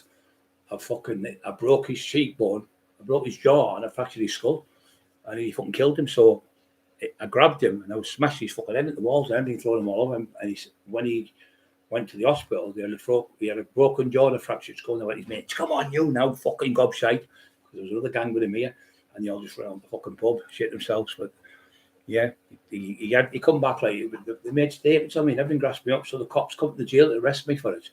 But I wouldn't let them. You know, you can come and see you, but if you say I don't want to visit, I can't let you in.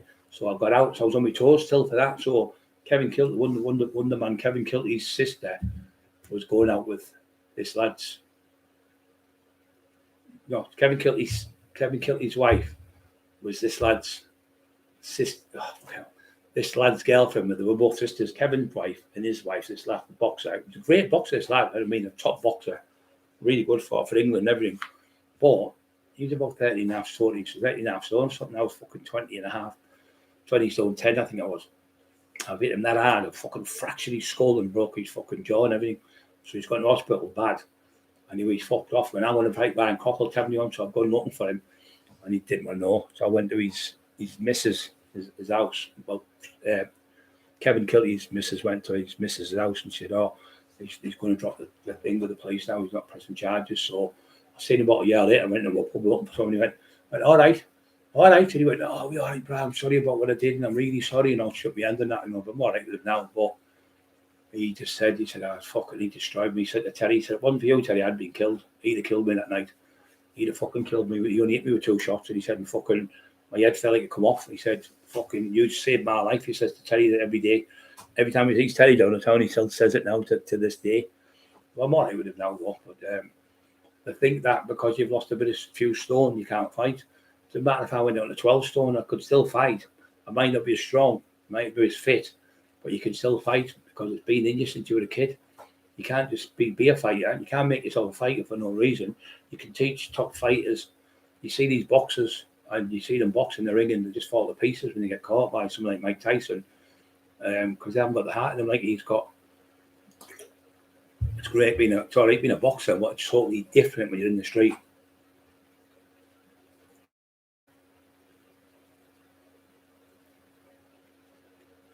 Yeah, so that was that thing. So just keep talking here for a little bit more.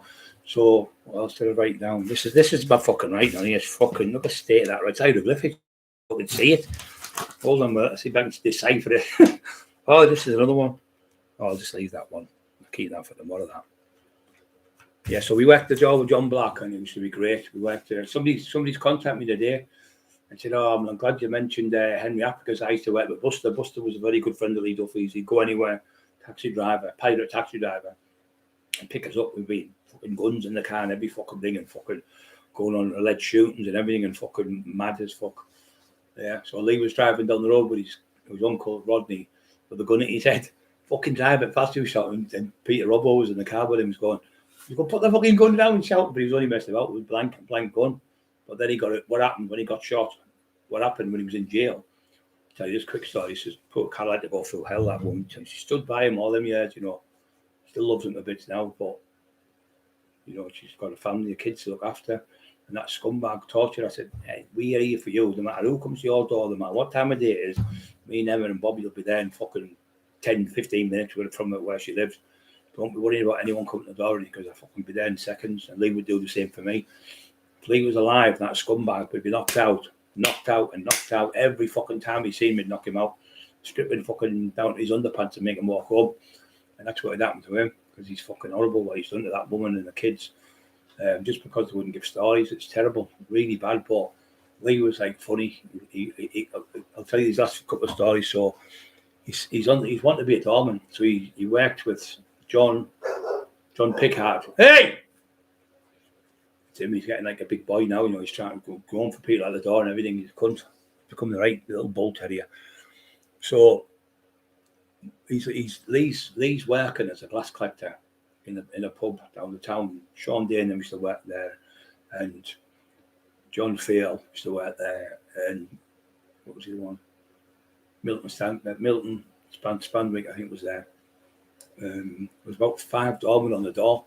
So Lee's working as a glass collector, and they went, "Oh, maybe you'll get a job on the door soon, son." Somebody said to him, he said to John Pickard, he said, "Oh, you might get a job," because John Pickard said they used to go in the Fountain pub, and he'd come in on a motorbike doing wheelies, like fucking all them plastic pig motorbikes with a little plastic one. Old men used to go to work on a fair, and coming in wheeling the bike, they'd all be laughing their fucking heads off. And then big sergeant come in, he went, "Have you seen Lee Duffy about the no, we haven't seen the little fucker, he's a night agent coming here."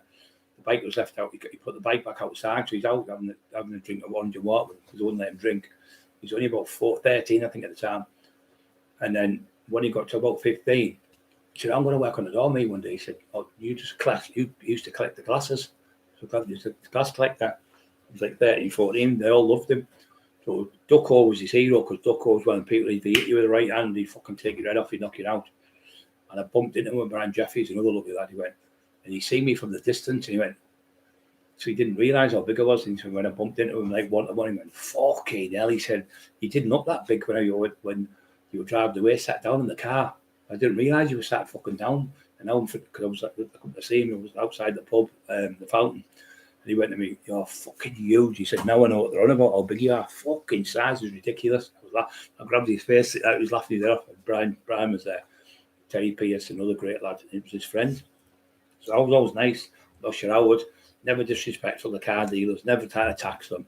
I only tax people who were scumbags calling me, "He wouldn't dare tax me, I'll fucking shoot him." As soon as I say that, it would be music to my ear. I thought, you just open yourself wide open now for me to tax you. So you're going to shoot me, are you? Well, I'll just take everything off you, your car and everything. You won't be able to do nothing. You've got nothing left now to tax me. So I've not sorry to shoot me with. So, no, they used to say it, but I never used to tax everyone, just the ones who were horrible fuckers. So anyway, fucking, forgot the story now. So Lee's on the door. I'm waiting on the door soon and all that. So what Lee was doing, he'd run from South Bank to the town about 4 miles to where he worked. And he'd run down with a kick bag on. So this night he's come down. he starts taking his bits and bobs, starts putting soap on and all that with a dicky paw and everything. He went, what are you doing? He said, I'm working the door. He went, you're only 15, you can't work the fucking door. You can't work. Don't be so daft. When you get a bit older, you might be able to work the door, but you're not big enough yet. So I'm well, what do you mean I'm not a big hard? Well, you've got to be a good fighter to work the door, son. Sean all them without saying, you can't work the door, you're only a kid. Well, I'll fight the best doorman. So the best doorman said, then. So he said, I'll just play with you a bit. He said, I won't hurt you, son. So he went, bang, and fucking sparked and clean out. So the best doorman's unconscious. Sean said they're all stood there, creased, laughing the fucking heads of them and eating work, and they give him the job. So he got a job at 15-year-old on the door in Middlesbrough, one of the roughest fucking places in the country. And the main doorman was knocked out with the He had to go home to I can't remember where he lived, Park End, I think he lived. But he sparked him, he was only 15. Cockerill will tell you that story. He was with me for like nearly 7 years. That's what he was like. He was so funny.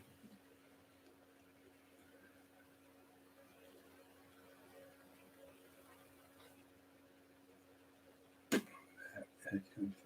just start thinking what else I was going to say. Right now, down. Just drinking what I was thinking. Also, so I forgot about him in the doors, didn't I? I forgot to tell you that. So he then, I phoned these people from Newcastle on the phone. I knew there was something else. So I was on the phone. I said, look, he owes you, I know these people. Well, I know these people. He owes you 60 grand. Was it 100? No, 100 grand he owes you. If he gives you 120 and gives you like 20 grand a month over like 6 months, would you be happy with that? I went, oh yeah, over the moon. So we'll give you a drink when you get out as well. I said, no, I don't need a drink. He's going to give me the doorman's. I'm getting 2 grand a month off him for the doors. I said, no, he said, we'll still give you a few grand. So they sent 5 grand to a person who knew me, put it away from me to my mum's. So I've got out. So we're over there thinking we've got the doors. So Mark Evans owned the Mayfair pub. There was a few other pubs. We went in a place called Giovanni's. It was an Italian name. And they used to be there. Emerson played for Borough, who was a Brazilian. Ravanelli, he played for them. And Juninho, he played for him, was another Brazilian. Juninho went out at my other house, moved there from years ago. He lived around the corner from me. And he was having an affair with a girl from the fucking radio station where we live. And the husband come round and fucking battered Juninho, knocked him out on the floor, and the police coming everything in the fucking house. I never seen it, but I heard about it a couple of streets away from it, a couple of roads from it. Brian, Yeah. do you know that I did donate you to 20 quid? Yeah, no, he's on about the boxing. I can't talk to him on here. Aye. Takes too long. So, anyway, he lived at Emerson. Had a black lad. He had a big fucking massive satellite, only two doors away from him. And they're all whinging, saying it was interfering with the tellies, but it wasn't. It was just being fucking awkward, divvy fucking neighbours. He never said much. I don't think he could fucking understand English, to tell you the truth. But they were good footballers, them. Juninho and Ravanelli, and I was only 10 minutes, they were good. They were fucking shite all these times. So I was getting this deal sorted with this bloke, so I phoned Chino again when I was going to work. I was getting up in the morning at 6 o'clock. I was getting I was getting me food and that, and then I would get a minibus with other lads would get on. Some would work in a text factory, with somebody would work in say selling tellies in a shop, whatever. And I worked in the gym because I had my full NVQs 1 and 2, training instructor. I had my first aid 99 out of 100. I got one question wrong, and I got my I got my British Amateur Weightlifting Association badge to show, so I could powerlifting and weightlifting. I could teach people. So I was allowed to train up to 50 people at one time in the gym, or take over the football field, the basketball, like that. Because obviously I did all the sports when I was in the Haverick. I did them, and then I carried them on at the sports centre. So I could train people. As I used to take the women boxing, I used to take the kids, help the kids to swim. And then I used to go in, they used to get another big vending machines. That was my job, making sure, taking the Mars bars, put them in there, fought them out, the marathons and everything, put everything down right, everything like a little note, saying how he's been put in. And then I was allowed to either let me do all that type of things, and then I had to go and fucking, the only thing was, I had to clean the women's gym, the women's changing rooms, with vow, and I mean vow. Absolute vile. Tampaxes and everything just left in the fucking thing, like being used and everything. Fucking disgusting. The men's were just like dirty, but the women's were terrible. I'm joking, honest. Fucking stuff everywhere. Fucking just lipsticks through on the floor, empty, and it was terrible. So I had to go in, I had to jet wash it all out. And then I had to get these things to pick things up and put them in the bin where you have to sanitize the thing. And then I had to jet wash it all and then leave it, brush it out, then jet wash it again. And it was fucking filthy. Where the men, you just go in there, you brush around, and you just the bath thing where the women in the bath, they just left everything in there with the things what they use. You dirty cows, a lot of yous. Not on about all women, about these ones that were in here. They were like football women, rugby women. Fucking terrible, disgusting, they were. So I had to clean like 2 women's changing rooms out, and I had to do 2 men's. The 2 women's took twice as long as the 2 men's. And then I had to go from there. I had to go in from there. I had to go in and I had to do 6 fucking badminton courts. Oh, it was a fucking nightmare. So I had to mop the floor, push the floor. Besides the badminton court, 6 of them I had to do. So I had to brush the floor, then I had to mop it, and then I had to get that. It was a fucking nightmare. It's that machine. It buffs the floor. Fucking, I'm going all over. So what I used to do is, I said, "Can I bring the Walkman in?" So I put the Walkman on and just all the rave music. The people talk behind you couldn't hear a fucking thing. But if I started, I did it Walton. I was doing it there. On the floors, you buff the floors. So I was doing a buff the floor. Like the fucking Karate Kid, wax on, wax off. So I'm doing that, but I'm on my own. I was happy because I was in there, and I did a break. You're not supposed to leave there. You're not supposed to leave. That little noise there just made that little bang. He's heard it and he's barking. So such a good guard dog's unreal. Somebody walks past the house, they're talking, straight out at them. Brilliant guard dog he is. His ears. Look, I can hear him. You can hear him. You can hear the little noises. So yeah, so I worked in there and I got on with everyone in the sports centre. I got everyone with all the, because there were swim instructors. There was a girl there called Julie, and she swam for England, and I was walking down the side of the baths, because I had to do the chlorine in the water to test the water and everything every so many hours, make sure the water was all right, pH level and everything. I used to do that job as well. But I'd be walking down the side and she'd be swimming. She was swimming faster than I could walk. Fucking unbelievable, like rockets in that water. Like a fucking missile, like a shark just going through the water. Woof, woof, woof. They only put that. Like Carl Walker, I used to never seen there. Good lad, Carl, lump of bits. The only things you're Irish. They're not Irish. You're English. I'm not talking to you because you're English. Fucking balmy, that lunatic. You and Brian are liars. Cal Walker's not even fucking Irish. He's English. He's fuming about that, like. Yeah. Still getting the injunction on us, I think, Cal, to keep us. Wanting us to keep away from him. Cal said, as if we want to go and fucking knock around with him. I couldn't stop laughing for hours. Cal's funny as fuck. He said, as if we want to fucking, we'll sign the injunction gladly. Colin Maguire, another Irish lad. Trap Mafia, Scottish lad. Everyone's on here, so yeah, so we used to have great times then. And like you say, when I got shot, it was like a daft cunt he was. He got me like that across the road. I'm going to shoot your Cockerill, shouting all this shit. He's walking back and I'm walking towards him. He had the shotgun and I thought, well, I'm not going to get shot. I'm going to get shot anyway, so fuck it. So I walked towards him. So he runs across the road. And by the time he got across the road, he shot the pellets. He shot it. And it just went, it fell on the floor. So I got shot 2 little pellets. I got in one leg and one in the other leg. It was 3 in one leg and 1 in the other leg. So little tiny little fucking pellets, because if you've got a shotgun in front of someone and you blow the shot in their leg, they blow the leg off. But if you're walking fucking 20, even 10 feet away, it just goes like that and it spreads and it falls down the pellets. So from one side of the road to another, because that showed you didn't have the balls to do it. Billy Big Balls had gone. He was all front, going to shoot me. And as soon as I fucking confronted him, his ass went. So a lot of them, there's an old saying, I said in the McIntyre, run from a knife and charge your gun. Because you can't outrun a fucking gun. So you might as well charge at the guns. And I've done it 3 times. 3 times it's worked. The other times I didn't. They all started shooting me, but the ones who shoot me with them fucking handmade Derringers, I think they're called. Derringers guns. And they were like handmade, so they drill them with the drill, but a firearm, if it's not perfect precision, the barrel, the bullet will just, you could shoot from me and it'll just spin over there. So they spin out all over the place. So these little handguns are only like little 2 bullets. But we were out, me, Richie Horsley, Vulture, a couple of lads, there was about 10 lads from Hartlepool, Bam Bam was there, Gino was there, Gino was there, they were all there. And we went and fight with these lads, but they all had they all come up with guns, about 6 of them come up with guns. They was firing them, and I ran at them because I had a baseball bat and I smashed one of the windscreens through in Dormanstown. It's even mentioned in the House of Parliament, this story. She said Ramon Morland lived in that.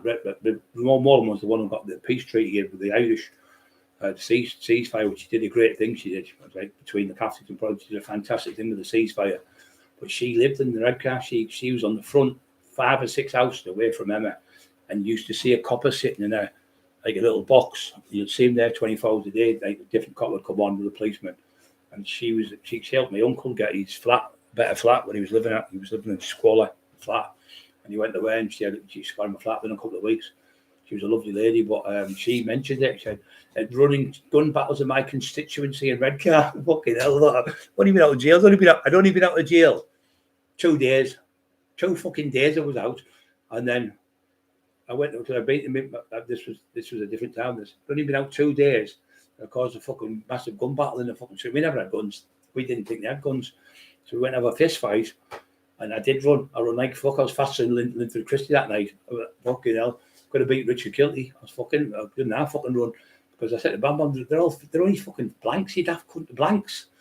And we said, look round behind you, and look behind. We had a boxing van. You know the van where you take the kids boxing, like a 12-seater van. I had one of them, and not all the windows, but loads of the windows were smashed. I went, fucking hell, they are real bullets. So we ran. A couple of the kids who are still alive now were there from Hartlepool, and a couple of kids from there. Most of my boxers were all nearly pro boxers with me, semi-pros, top pro boxers, and psychopaths. But none of us had any firearms. They all just had out bare hands. And I'm running at them. And my mate, he shoots at me. Now, they missed me. My mate behind me, later on, we went to fucking Bam Bam's fucking mum's in Grades, Grove Hill. We're in there. And he says to me, what's that on my arm? So he was shot with a pellet in there, but it was only a 2-2. He went, oh, he passed out. You've been shot for 2 hours, you daft cunt. It's been you took an hand for 2 hours by the time we got there. So it was 2 hours. So I said, give us the fucking trees, I'll pull it out. I said, it's only a little pellet, and I've put some fucking gauze in it. I'll just fucking tape it up and give you. I've got antibiotics in the house. That's all you need. If you go to the hospital, even though it's a tiny bullet, they'll still fall in the place. The protocol, if you get stabbed, you'll fall the place. So you know, I'll be all right. Went to the fucking thing. Police come, buff, under arrest, blah, blah, blah. They're shooting such and such. You got because he was mentioned his name. People talk, don't you? So he got remanded. I think he was in jail about fucking 3 or 4 months for it. But he got out because they went around the houses. He interviewed everyone who was in the vicinity because it was on a big, massive field that was on where we were at. And not one person, oh, I was watching the telly. I was in the house. That's what it's like on the council estates, rough council estates. They don't make statements. Never grass anyone up because they know there could be trouble at the doors. Not one person grassed us up. Not one statement was made. That's how it should be. But you get these horrible fuckers love to phone them.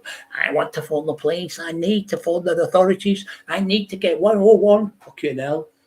Fucking got shares in. But we call him Busby now. Remember Busby, the fucking bear that used to be on their phone all the time. Fucking hell. I need to phone the police. That man's looking at me funny. I'm going to phone the police. That man's looking at me. He doesn't look right. He's after me. Fucking hell. So that was Lee. He was fucking mad. What he used to do, mad things, but he was fucking never back down, never leave you, never run and leave you, and never fucking do it like a shit house and run away. If there was fucking 50 people outside, stand there to the end with you. He would rather go down with you, fighting on his fucking feet, than being a coward on your knees. And I'd rather do the same. It's like when them fucking scumbags come the second. I couldn't out the first time because then they locked me in. I went mad with her because I wanted to get out, but obviously I could hardly walk, and I'm walking off fucking better now. But the second time I went out, Stephen says, went, for fuck's sake, Brian, I know you've got bottles. He said, but they could have guns. I said, fuck them. Do me a favour, they fucking shoot me. I'm not fucking bothered. It doesn't bother me. He said, but I'd rather go out.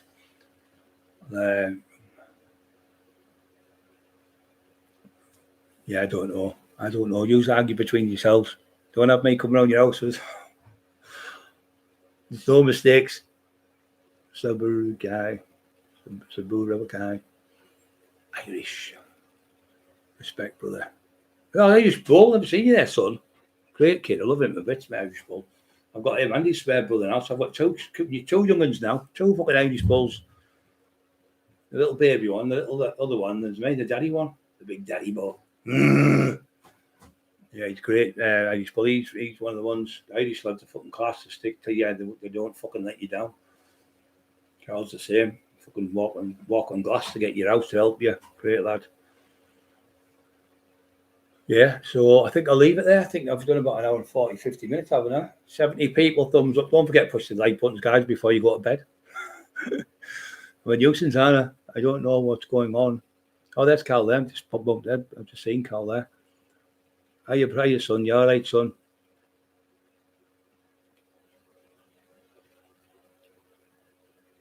I don't know. My message happened to you.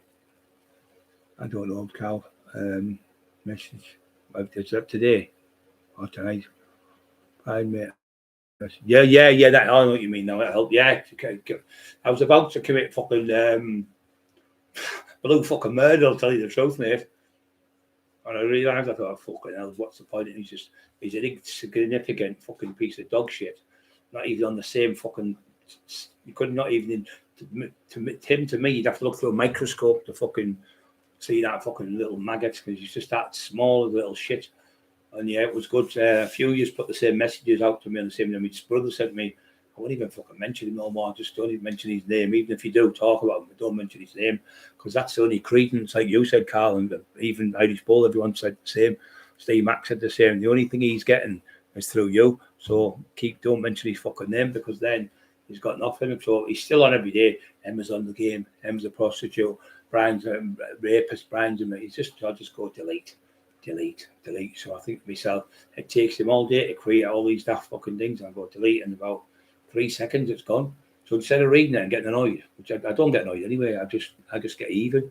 I've got great news to tell you in about a week or so about the books. I can't say nothing because it's ongoing with them. We'll be contacted by a certain person who's in with the books, the people. We're going to be able to let you know what's happening in the next week or two. Disaster for them, fucking disaster. I'm telling you, proper disaster, and it's all worked since I just prayed to God. I did the Lord's Prayer the last couple of nights. I said, no, anything in this house, get out in the name of Jesus Christ. When you're a Christian, you can do that. You say you can bless your own house with water, because you've been as a Christian. So I've just got myself right. I'm firing all cylinders. My strength's coming, but my hands are getting stronger and everything. And because I'm concentrating just on doing the podcast for you and not arguing and going to bed while I'm hormones and stress stuff, I'm just calm as a cucumber. One of you talking nice and calm as a cucumber now, but with all that shit, it's just no good, is it? It just drains you. But, yeah, it's been great for you. It's been great being just talking, having a laugh about the old days and stuff, but loads of stories about the old days, loads of fucking carry on what we had on the doors. But all I do is I just say, when I've been arrested for something, or connected to something, it was said it was me. It's like the murders. They've had me in for that fucking many over the years. But there was another one that come, I'll tell you this last one, it's another murder on this. So I'm in the house, and there was a murder squad cop living at the top of me, and he was from Bradford. He'd only come, I think he just come here to spy on me at the top of the road, to tell you the truth. And I was working with people from Bradford at the time, who were a big firm. They were up for £5 million with their car bringing multi-million years. I was working with them and getting bits and bobs of little bits and bobs of stuff off them. Good lads, and worked with them and did really well with them from that way. Not from Bradford, sorry, not Bradford. I used to go down and used to have a big motorbike thingy there, and I used to go and see them from down that way. Got in with them really well. One of them got taxed £10,400 up here, and I got the £10,000 off a gang of lads. I went to the house, took it off them, and I took £400 for me, and I went with a lad called Elvis Tomo, and I gave it to the lad who was from down that way. And all the LG Angel lads went, oh, fucking brilliant, tell the big fella we love him, right? So I went down and they started working with me, giving me bits and bobs for fucking pennies, quarter of the price I was getting from other people. They just made me fucking massive, but they were on proper on blob every time. Every time I worked with them, everything was there perfect. There was never any fucking pulled any strokes or that, and proper loyal, they were proper good lads. I only met a few of them down that way, but the main one used to come up and go drinking with us up here and have a night out, and he loved it. He used to love all the raves that I had, because there was out down that way like that, big raves. There was probably clubs. There was a club there. Well, Javadad used to own the mall. I used to go down and see Adish used to work at the door there. Big nightclub they had. All the Asian lads seemed to have nightclubs. But, so this lad, still haven't told you, so this lad, so I've gone to Red Car. You know what I'm at, because I'm changing stories, but he still followed me. I know he's there. So I've got a Red Car this night, so I've got out. So I'm going out with a lad called Dave. Is it Dave? I think it's Dave, yeah. And he was a radio control thingy in the army. You know, you can change radios, frequencies, and all that type of stuff. You could listen to the coppers, brilliant on the scanners. He was brilliant at finding out things. There was another one called Paddy Watson used to do it for me. I could tell when they were listening to me or they were telling me they were following me and stuff. It was really good. So we're out, me, Dave, and Gino. So me and Gino's going to go and see this bloke was at these nightclubs. So he owed them 100 grand. So I said, look, if you pay 120 back over 6 months, the lads in Newcastle will accept that, and they'll come to Gisborough because he lived at Gisborough. They'll come to Gisborough and get the money off the air because they had a pub down there. Just pay them in there. But if you're going to be short or you're going to be late, it'll go back to normal. So you'll have to pay it on one go. So I saved him. All the clubs, he was only about a week away getting the lot took off him. So they've saved him. He owed the money, they want it back. But they let him have it, let him pay to the whatever fucking people he owed to. So he paid, and he's supposed to pay it back so he could pay it back slowly out of the money he was making off the clubs because he paid them for the clubs and stuff. So, but he never made the money because I think the clubs are like, I think they're behind. He took some time to get licenses and all sorts and dormant and everything. So he was behind before he got the money because he's supposed to pay so much. So I said, look, we'll pay an extra 20 grand. Oh, that's no problem. He said, that's brilliant. That's really saved me. I've saved like the fucking four nightclubs, I think it was, in one pub. Might have been 2 pubs and 3 nightclubs, whatever it was. Anyway, right to say I was getting 2 grand off him when I got out. So when I got out, this fucker had this deal going with me. So I'm getting out thinking I'm going to make 2 grand here. So I got ready, pair of trousers and that one, shoes and everything, got nice and that. And I went in this Giovanni's, had a nice meal in there where the footballers used to play. The footballers used to go from Middlesbrough. It was a restaurant called Giovanni's, lovely Italian place. And then I'm walking down the street, so I goes to the first place. Now he had Sharky's as well. There's another pub this in Red Car. So it goes to Sharky's and Smiley. I used to box with him in Lingdale, big 6'5" lad. I bashed him through the ropes. He hit in that area and fucking hell, he punched me all over there. He said, but he was best friends with me. So I goes to the door and he went, I've been told not to let you in. He said, the police. So when I looked behind me, there was about fucking 15 coppers, a police van, a dog section, and about 15 coppers stood there. Anyway, they're watching me. I'm stood talking to him. He said, oh, you can't come in. The police have told you can't come in. But it wasn't the fucking police. So then Dave, who went home, he's on the scan. He went, it's not the cops. He said, say they call this man Tony, just for sorting sake. But it wasn't Tony. He was a Pakistani lad. He said, Tony has phoned the police and said, my doorman aren't capable of keeping him out. He said, I need your assistance. I don't want him in my clubs. They're a fucking scumbag. Tried to get me locked up. But going in a Red Car. After I just saved him the fucking 120 grand he'd pay so much every month because I was obviously in jail.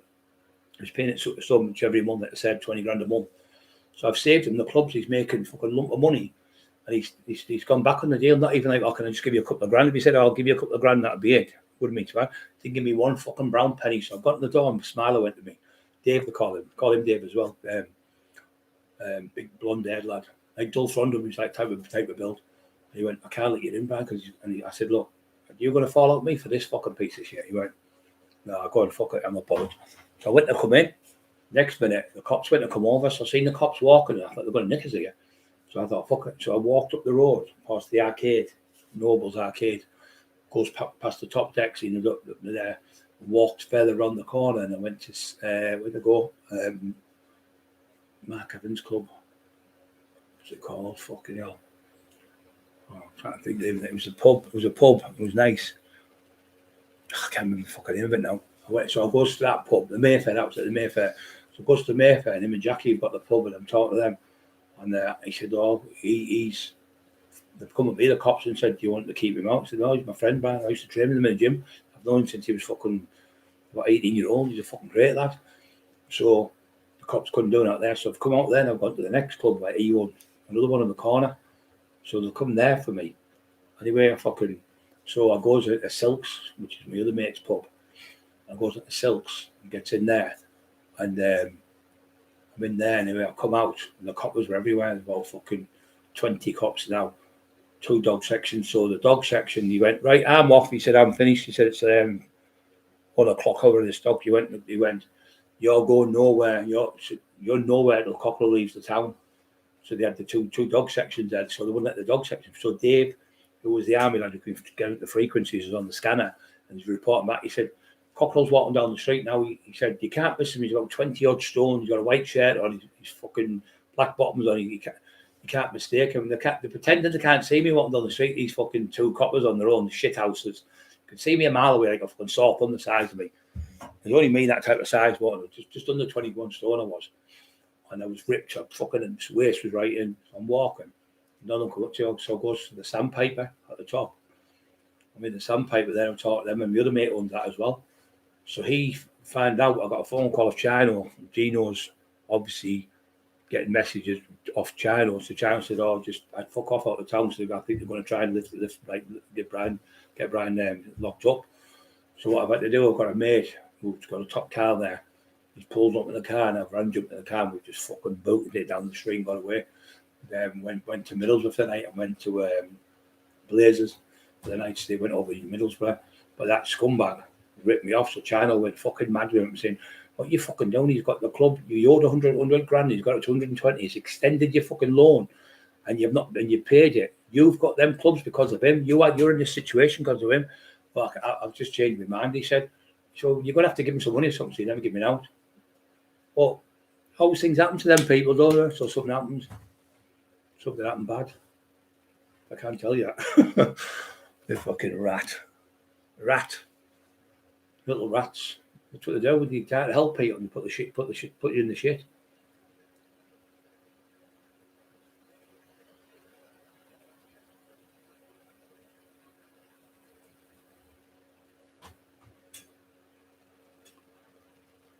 Big Papa Robbo, you all right, son, over there? He's abroad, Papa. Hope you're enjoying the weather. It's nice over here. It's fucking boiling. 149, 150. Fucking hell, I've never stopped talking tonight, have I? See? Getting better, see? I've been out. I went to see my mum and all. I told you, didn't I, yesterday, my mum. She's 77 nearly.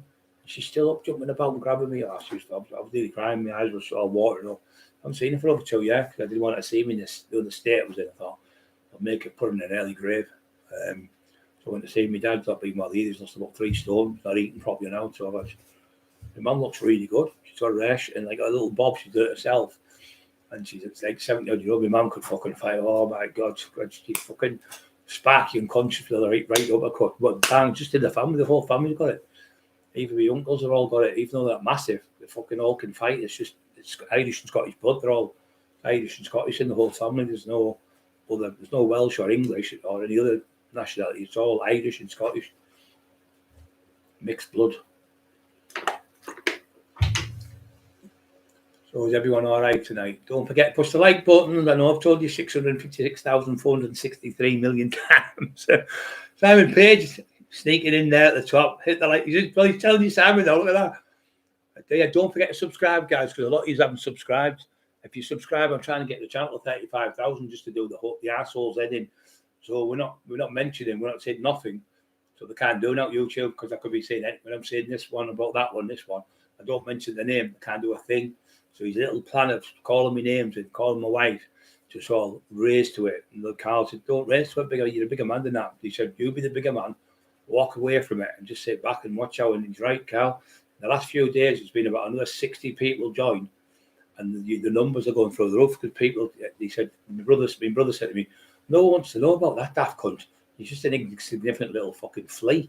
He said, you're the one people want to know about. You're the tax man. He's nothing. So you're giving him credence by mentioning his name. And I started looking at him. And he's the youngest, Jamie. He's coming up 50 now. And he said, all that people said, I wish you'd go back to the old days. He said, like a couple of months, like 6 months ago, and he was talking about his stories and the nightclub stories and the fights and the things when he was kids and all this stuff like that. And everyone loves them stories because he's just a fucking divvy. Yeah, you're right, everyone. He's a divvy. And the thing is, he's done. He had like Terry Dicko said, he had all them fucking all them chances with me and all the other lads, but it's drug addiction was too much for him because he just loves the drugs. But like anything, if you keep spending and spending and spending and you're not making, and he's not making that, there's no book selling, there's no nothing. He's going to get a big shock in the next about a week or so with the book deal things. So that's coming down as well. So, just 84 on still, 80 thumbs up, nearly got the 100. I want 100, I want 100. I'll phone the police on you. I'm going to phone the police on you. Fucking hell. I'm getting the authorities on you. Fucking crackers. So you're arguing with someone who's mentally, that's another thing that I always say to people, you can't, when I've spoke to a psychiatrist before, when I've been in the hospital for my brother, and I've been in for people I know who've been friends, who've been sectioned, because I used to have a fuck my door open on a Friday, from about 1 o'clock till 6 at night, taking people in there and talking to them in my garage. Wouldn't have them when the family was there. I'd go in the garage and sit and talk. They'd have like a chair to sit down and sit and talk with the garage door shut and just talking there with the light on. Just talk to people and help them with their mental health issues. Don't tell anyone who was in what different patients. It was like a fucking doctor. But it was good to help people and helped a lot of people over the years. But this idiot, he just wants to hurt people when I want to help people. But since I've gone back the last 3 days now, the people that are commenting, the people asking questions, the people that are over the moon saying it's brilliant this slow again, it's great because you're talking about your subjects, your stuff, what you did, and it's just people are happy now again. So we're on an even keel now. So it's going to get bigger and bigger, the channel.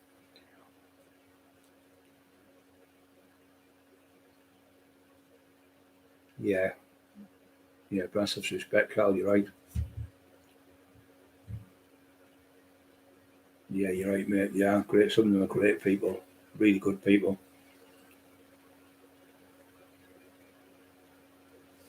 Yeah, it's better if we all get on, everyone gets on and be happy and that, and the channel's good. No one's arguing each other, fucking little childish little things, it's stupid. And everyone just can get on, it's great. And then that's what the channel's created for, helping people and respecting each other's wishes and being nice to each other in the world, because the world's a hard enough place as it is for us to live in at the moment. And like I say, if you're having negative thoughts, you're going to have negative thoughts. There's going to be negative thoughts. That's what I was having all the time with him. Negative. I've been negative, really. And now I'm on my positive thoughts. I'm practicing what I preach back again now. I'm telling you what to do, and I should be telling myself what to do. And that's what I'm doing now, because I feel better. I feel fitter. I feel rejuvenated. Got great people like Carl. Nice balls. Carl was good. People like Trap Mafia, all good people who are helping us. Only a big papa. There's just loads of new people coming on from everywhere. But if you do me a massive favour, the guys who haven't subscribed, it doesn't cost you nothing when you say that word subscribe. All it means is you've joined the channel and you know when I can put a little post on when I'm coming on. But it makes us look better because our channel's going up in subscriptions. Where if you're just watching it out the blue, and every now and then, once you subscribe, the little thing will tell you we're going to be doing a podcast, and it helps our channel because people think, oh, they're going up and up and up again now. But it wasn't going up for about a month, maybe 2 months. I was only getting 1 or 2 people. I think something like 88 people have, in the last 3 days, 89 or something people have subscribed to the channel, which is marvellous. It shows you it's going back up.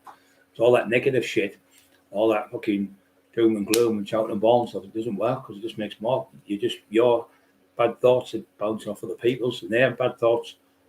Especially when I'm there to help people with mental health issues and depression and addiction and stuff. So it's just better, totally different concept now because we're coming out with good stuff.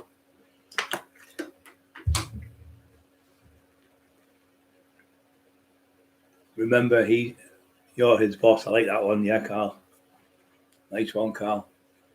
He doesn't do out without me. Without me saying out about him, he's nothing. No one. He's got nothing. He's got no friends and out. So nowhere to live. Nothing. Not a thing. Can't even drink no more now. Pizza box teeth. That in Irish Bull's hilarious. You'd have to watch it, Carl. He's got him in there. He's got no teeth whatsoever. It's called a week, so I've got 2 teeth in there. But he's slipped up. His mask fell off. He did a pizza boxing, singing and dancing. I was like, oh, he's got no teeth. His teeth are gone. So he's calling me saying, Pete, he's calling me fucking, because I've got 2 teeth, obviously, over the years. I'm lucky I've got any teeth. But he hasn't got 1 tooth in his head. They're all out through the stuff he takes, the Mr. Brown stuff. So they've all rotted to pieces. and he's on there with a box on, doing a song. He just looks pathetic, and everyone's just pissing himself on the Irish Bulls about it. And then there's another one, Irish Bulls, where it looks like he's a corpse. Looks like a dead corpse, not a corpse that you see dead, about 100-year-old. And then there's another one where it's like Susan Boyle, where he looks like completely fucking hell, the state of him, about 17 stone of fat. But we don't talk about him, obviously, but he's a divvy. So he now sat there with no one, Billy no mates. Billy fucking no mates. Look, we've had some great news, as more than them has had told me. We'll be able to announce it in maybe a week or so. And it's going to fucking devastate him, completely destroy him, because he's finished now. 84 still listening, 81 on. Yeah, so we're doing really good, helping people in the world. Weird City. Yeah, that's exactly what it is, mate. Don't know where he is, or she. So he said, she said, he said, she said. Yeah, he's fucking crazy. He danced around with a pizza box like, with no teeth in. And I was thinking he's calling me because I've got 2 teeth missing. It's like fucking the kettle calling the pot black. It's 10 times worse.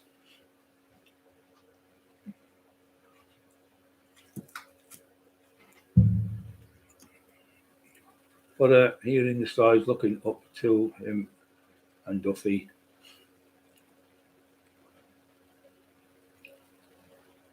Brian, brother Tiffany, Brian's the real deal. I'm a brother lad. Everyone knows and respects him. Everyone grew up. Yeah, it's right, brother. It's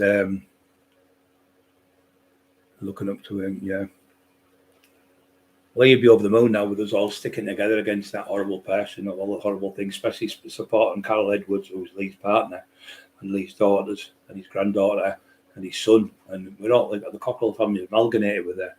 Even though she's called Carol Edwards, we still call them Duffy, because all the kids are Duffy because that's his daughters and his granddaughters, so they're lovely people, yeah, lovely kids, the respect they've got for us and the respect we've got for the mum and that, and Emma and there are just like two that, when they get on the phone, they're like 2 fucking 15-year-olds giggling and laughing, and it makes me feel happy that Carol can have a bit of happiness in her life, talking to my wife, and she knows we put our lives in the line to save her and the daughters.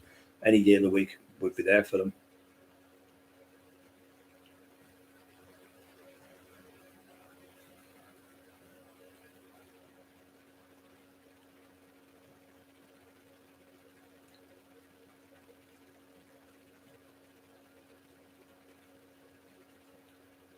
No, bro, chicken and nachos.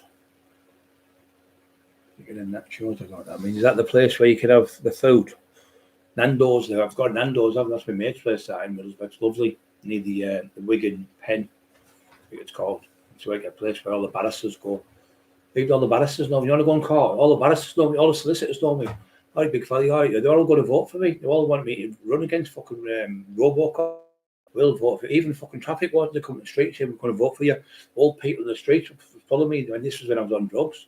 Can you imagine if I went for it now? I'd have a marvellous chance of getting it, because there's that many people believe in what I say.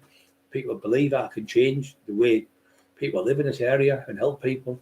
Best thing I'd make sure the Cleveland police were fucking on their fucking, all the corruption would be fucking straight out of that police station so people can get a proper deal. None of this fucking snitches getting royalties because they're fucking telling them where things are. I don't believe in all that shit. Like say you've been up for a murder and like 4 years are all up for the murder and one grasses the others all go to jail for life and he gets off. But he's shot the person and he's grassed the other 3 up for being there. I think that's fucking all wrong. I think that should be completely scrapped. If you're involved in the murder and you're there, you all go to jail. 1 shouldn't be able to get off with it. And 3 go to jail. The 4 go to jail, simple as that. Loyalty is called. Fucking shit houses. You're going to do a job and you get caught. You've got to be prepared to do the fucking jail. Like me with the fucking drive. I got driving offences. I got fucking 3.5 years. Got a fucking drive. Never had anyone in my life. There was a kid in jail. We went on a car aware speed awareness course. It was good to go on it. And what you in for? And he went, I killed 2 people in my Rolls Royce in a car crash. I got 2-year jail he got. But I think you only had to do fucking 6 months because you've been in for 6 months. And the other one was what you in for? He said, I got chased and I smashed into 2 police cars and I hit a hearse. And Smashed it in a hearse, and the fucking coffin came out and everything. And then another one was up for a young guy for stealing 5 cars he stole.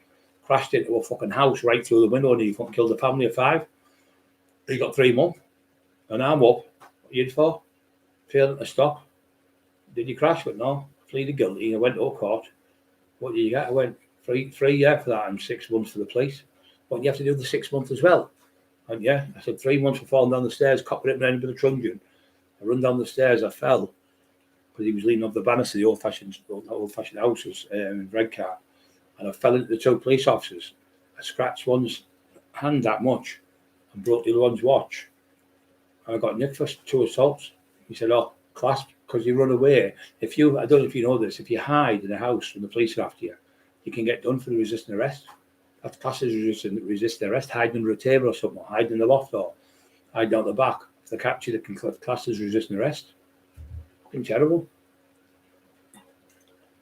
So I got done for the 2 assaults. I had to plead guilty to them. I got fucking 3 months for 1 copper, and then another 3 fucking months. So I got 30 months to drive and 36 months all in. I've never had anyone get that much for fucking driving offences with a clean record, and actually I've been done for a motorbike and fighting, kicking the doors open. The police used to kick the van doors off the hinges. Right, guys, I'm going to shoot. It's been over 2 hours, and thank you for listening to me. 83 thumbs up, probably get 100 by tonight. 82 people still watching, but my back's starting to go a bit now. But thank you very much. God bless you all, love you all, and have a great day tomorrow. Remember, think positive, not negative. If you think negative, you'll be negative. If you think positive, you'll be positive. It's the way you think. It makes your mind set up for the. As soon as you wake up in the morning and say, "Right, I'm going to have a great day. I'm going to listen to Brian. I'm going to get out of bed today. I'm going to have a fantastic day. If I get a bill, if I get a puncher, if I stub my toe, if I drop something, if I spill my coffee, that's nothing. It's just an accident. It's just a mistake, or it's just things that happen in life. Everyone gets punches. Everyone gets like speeding tickets. It's not the end of the fucking world. Stop making little molehills into big mountains.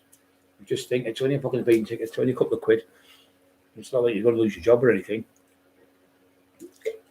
If you do lose your job, you can get another job. That's why when you see the job you're in now, you should be training, going to college or doing it through the computers and doing another course. So when you get older, so you're like my age, 60 odd, so you can do something else. So I'm going to be going on clubs and pubs and all that. I've got places all over want us to talk, all over the country, especially Scotland and Ireland. Ireland's fucking dying to get us over there. Unbelievable how many people are over there to speak around different places. And there's an Irish church. It's a church where they want us to speak in the church and go around some of the schools in that area. We've been asked to go to Australia. With a mate called Gary. He was a fireman. He's a fireman over there and a teacher because he does both. But he used to work here, and he had one of them. Do you know them bodies you get? You've got like a head, no arms, and you can punch it. He bought one of them brand new. Little Brian was there. The couple of lads over in the gym you've seen, they were there, and Big Brian Flaherty was there. And they call him, like I say, we went into his house because Brian he used to do double glazing. So they're doing that, and I could never go that bag. So he's got a head in your body and you hit it. So I went bang, bang, and just fucking smashed it to pieces. It just broke the pieces. The fucking thing. He went, I've only just fucking bought that 2 days ago. He said, you fucking destroyed it. So it was all broken. The left hand and the right hook, and it was went to pieces. The thing, the body. And Brian was laughing like fuck. And he tells all his friends in Australia about that story. So in his school over there, the 11-year-olds to 16-year-olds have all read the Taxman book. They've let them read it in Australia. So now he said they're on about putting it in all the schools right around Australia, the Taxman book, because it's on audio. You don't have to go, it costs them a fortune. And read the book. So they were reading, like, say, Shakespeare. They said, that's boring. They were reading, say, whatever books. It was boring, like fucking, somebody 300-400 years ago written books. They were boring with it. So they say, oh, well, I've got this one. So they started reading, oh, yeah. And they all started reading it. And everyone in the school, every class, every kid from 11, he said, to 16's read the book. So now they're going to put it across other schools because they're interested in reading it and it helps them to read better. So I couldn't believe it. Then I got I got a text off some young girl, me and Emma, who was 18, I think. She said, Mr. Taxman, would you be able to let us do your book on what's it called? An essay, is it called? An essay. They were from Russia. They were doing the taxman book. They were trainee barristers. They were at college to be barristers, so they were doing that as the essay, as a course. Fucking marvellous, of course you can. Over the moon. But it's good to hear things like that, isn't it? Like even though a lot of villainy stuff I've done in the past, but it's helping people to keep out of trouble now and by, because I'm going to schools and talking to the kids in school going, don't be like me, don't do this and don't do that. So they're listening. Like me and Emma went to 3 schools in a week, and then we went to a rehab. Then we went to a place where it was a hostel where there was 6 young lads and young lass in there. We spoke to them, with the church leaders of our church and that. And it was great to sit and talk to kids like 16-year-olds to 20, I think 16 to 21, where they're in a care place, and they get out. I think they get out when they're 21, 22, but they're looked after until 21. But they've got no dads and mums, most of them. Just in Hartlepool, but it was great just to do that, to help people and help people, just give them a little bit of up and go, get up and go type of thing. But okay, guys, thanks for being on, and I'll see you soon. Don't forget to try and subscribe to the channel, because that'll do that. He's heading, because I think we're close to 35,000 now. I think we're about 300 or 400 off 35,000. Would be great, because what we've had to do, just to let you know, we've had to take all the stuff off about him we've talked about, which nobody gives a fuck anyway about it. So I've took all them lives off. I'm just going to bin them. They're no good anyway. So I'm going to talk about that daft cunt. So getting all the shit off we've talked about him, so you can't strike the channel without them. So say there's 10 things of him on, or even 30, take the whole lot off, bin them all, and then we've got our own channel without any of that idiot on. So it's like it's demonic, the fucking page with him in it. So if we get him out of the channel altogether, completely gone, then it's going to be better, because he can, oh, he said that about me. But he's great at giving that to people. But as soon as somebody opens the mouth back, he can't take it. So he's like a little kid in the playground who can throw stones, or he's like a little kid who can shout and ball at someone. As soon as they come back at him, I'm getting the teacher on you. I'm getting the teachers on you. So he's like that. I'm getting the police with his fucking 16,000 fucking phones. Never stops phoning the fucking police.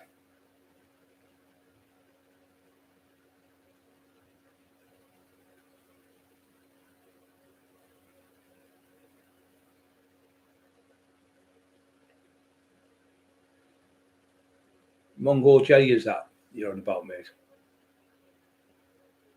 Mongo Jerry, I think that was the band, wasn't it? I think you're on about Met Skinny and Mongo Mud Farm.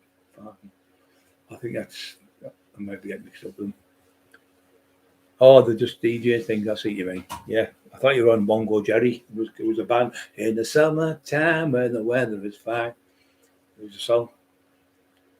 Right, I'm going. What am I doing? I don't know what I'm doing here. Right, don't laugh at me on this thing. The other week, somebody said the best parts when you turn the channel. It drives me fucking mental. It does. It does. Emma does it in seconds. She does stuff like that. Like that little roundy thing. Where have you gone now? Where's the fucker there? Look. It just went out, but it does. I can't fucking do it. I can't do it. No. How the fuck? You push it to the right, it goes to the fucking left. It drives, it's fucking balmy, isn't it? It's like looking in the mirror in it the other way.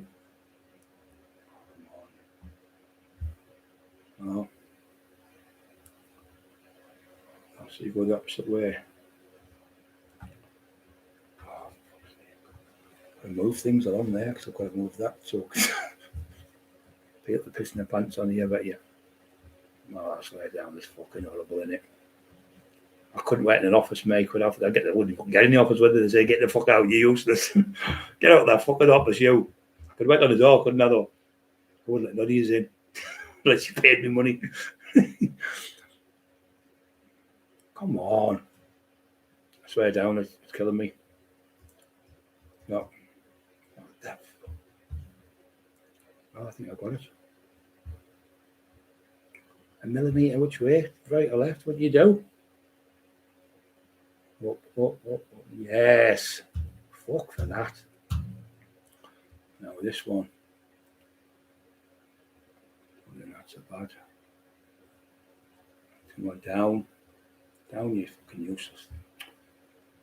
Down. That's it, overdone that one. I've been daily fucking thing in it. That's way down. Cheers, guys.